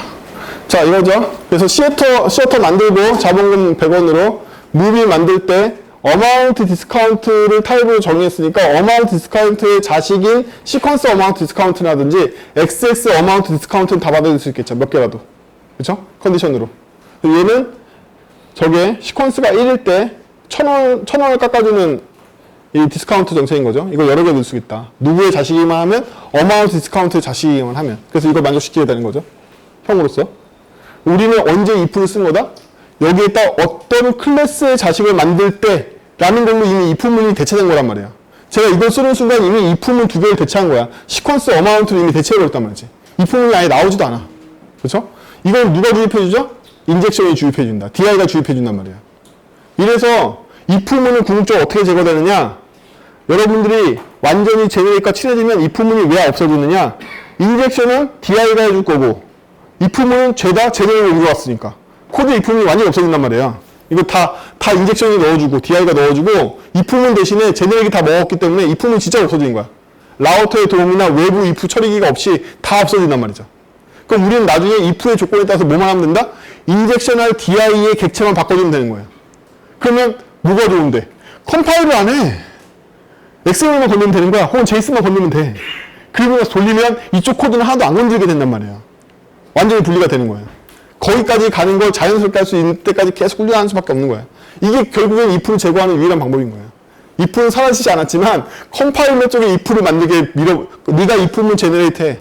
그 다음에 여기 공급해야 될 케이스는 내가 미리 준비해둘 테니까 이걸로 인젝션 집어넣어. 그럼 여러분들은 언제 if라는 행위를 한 거죠? DI에 설정할 때 어떤 클래스를 넣을지를 결정한 순간이 바로 사람의 if문을 결정한 순간인 거야. 어떤 걸 분기할지를. 그거죠. 시어터한테 무비 집어넣고 시어터한테 애드 스크린 통해서 무비와 스크린의 쌍을 만들어줬고 그리고 나서 티켓 오피스 만들어서 티켓 오피스하고 계약을 맺었고 셀러를 만들어서 티켓 오피스랑 계약을 맺었고 그 다음에 스크리닝으로 돌아가면서 커스텀 만드는 코드가 빠졌네요. 제가 나중에 넣어드릴게요. 커스터머가 예약을 셀러로부터 해가지고 그 결과로 얘는 내부에 리저베이션을 갖고 있을 테고 리저베이션을 갖고 있는 상태로 커스터머가 들어와서 두 명이 들어온다고 했더니 얘가 is OK를 떼서 OK를 해주겠죠. 그렇죠? 지금까지 본 코드가 전반적으로 4장에 있는 코드를 병합하고 5장에 있는 내용 일부를 합쳐서 좀 더 복잡한 객체들이 다 등장하도록 해서 역할을 정리한 거니까 실제로 워킹하는 코드예요. 그래서 영상 보시고 많이 연습하시고 여기 나와 있는 객체 등장인물들을 보시면서 본인만의 역할 모델 짜보시고 과제에 또 낼 거니까 과제에서는 뻔히 몇 개 예측되시죠? 제가 빼놓은 것들이 일부 있었으니까 걔네들 하고 등량을 더 넣어서 하는 걸로 하고 그렇게 하겠습니다. 과제 제출은 또 하시면 되고요. 채점자는 이번 주 중에 뭐 하고 보던지 제가 몇 개 해보던지 할게요. 그 다음에 저번 주 과제 풀이에 대한 방송은 이번 주 내에 따로 공지 때리고 해보는 걸로 할게요. 오늘도 20분 늦었네. 수고하셨습니다.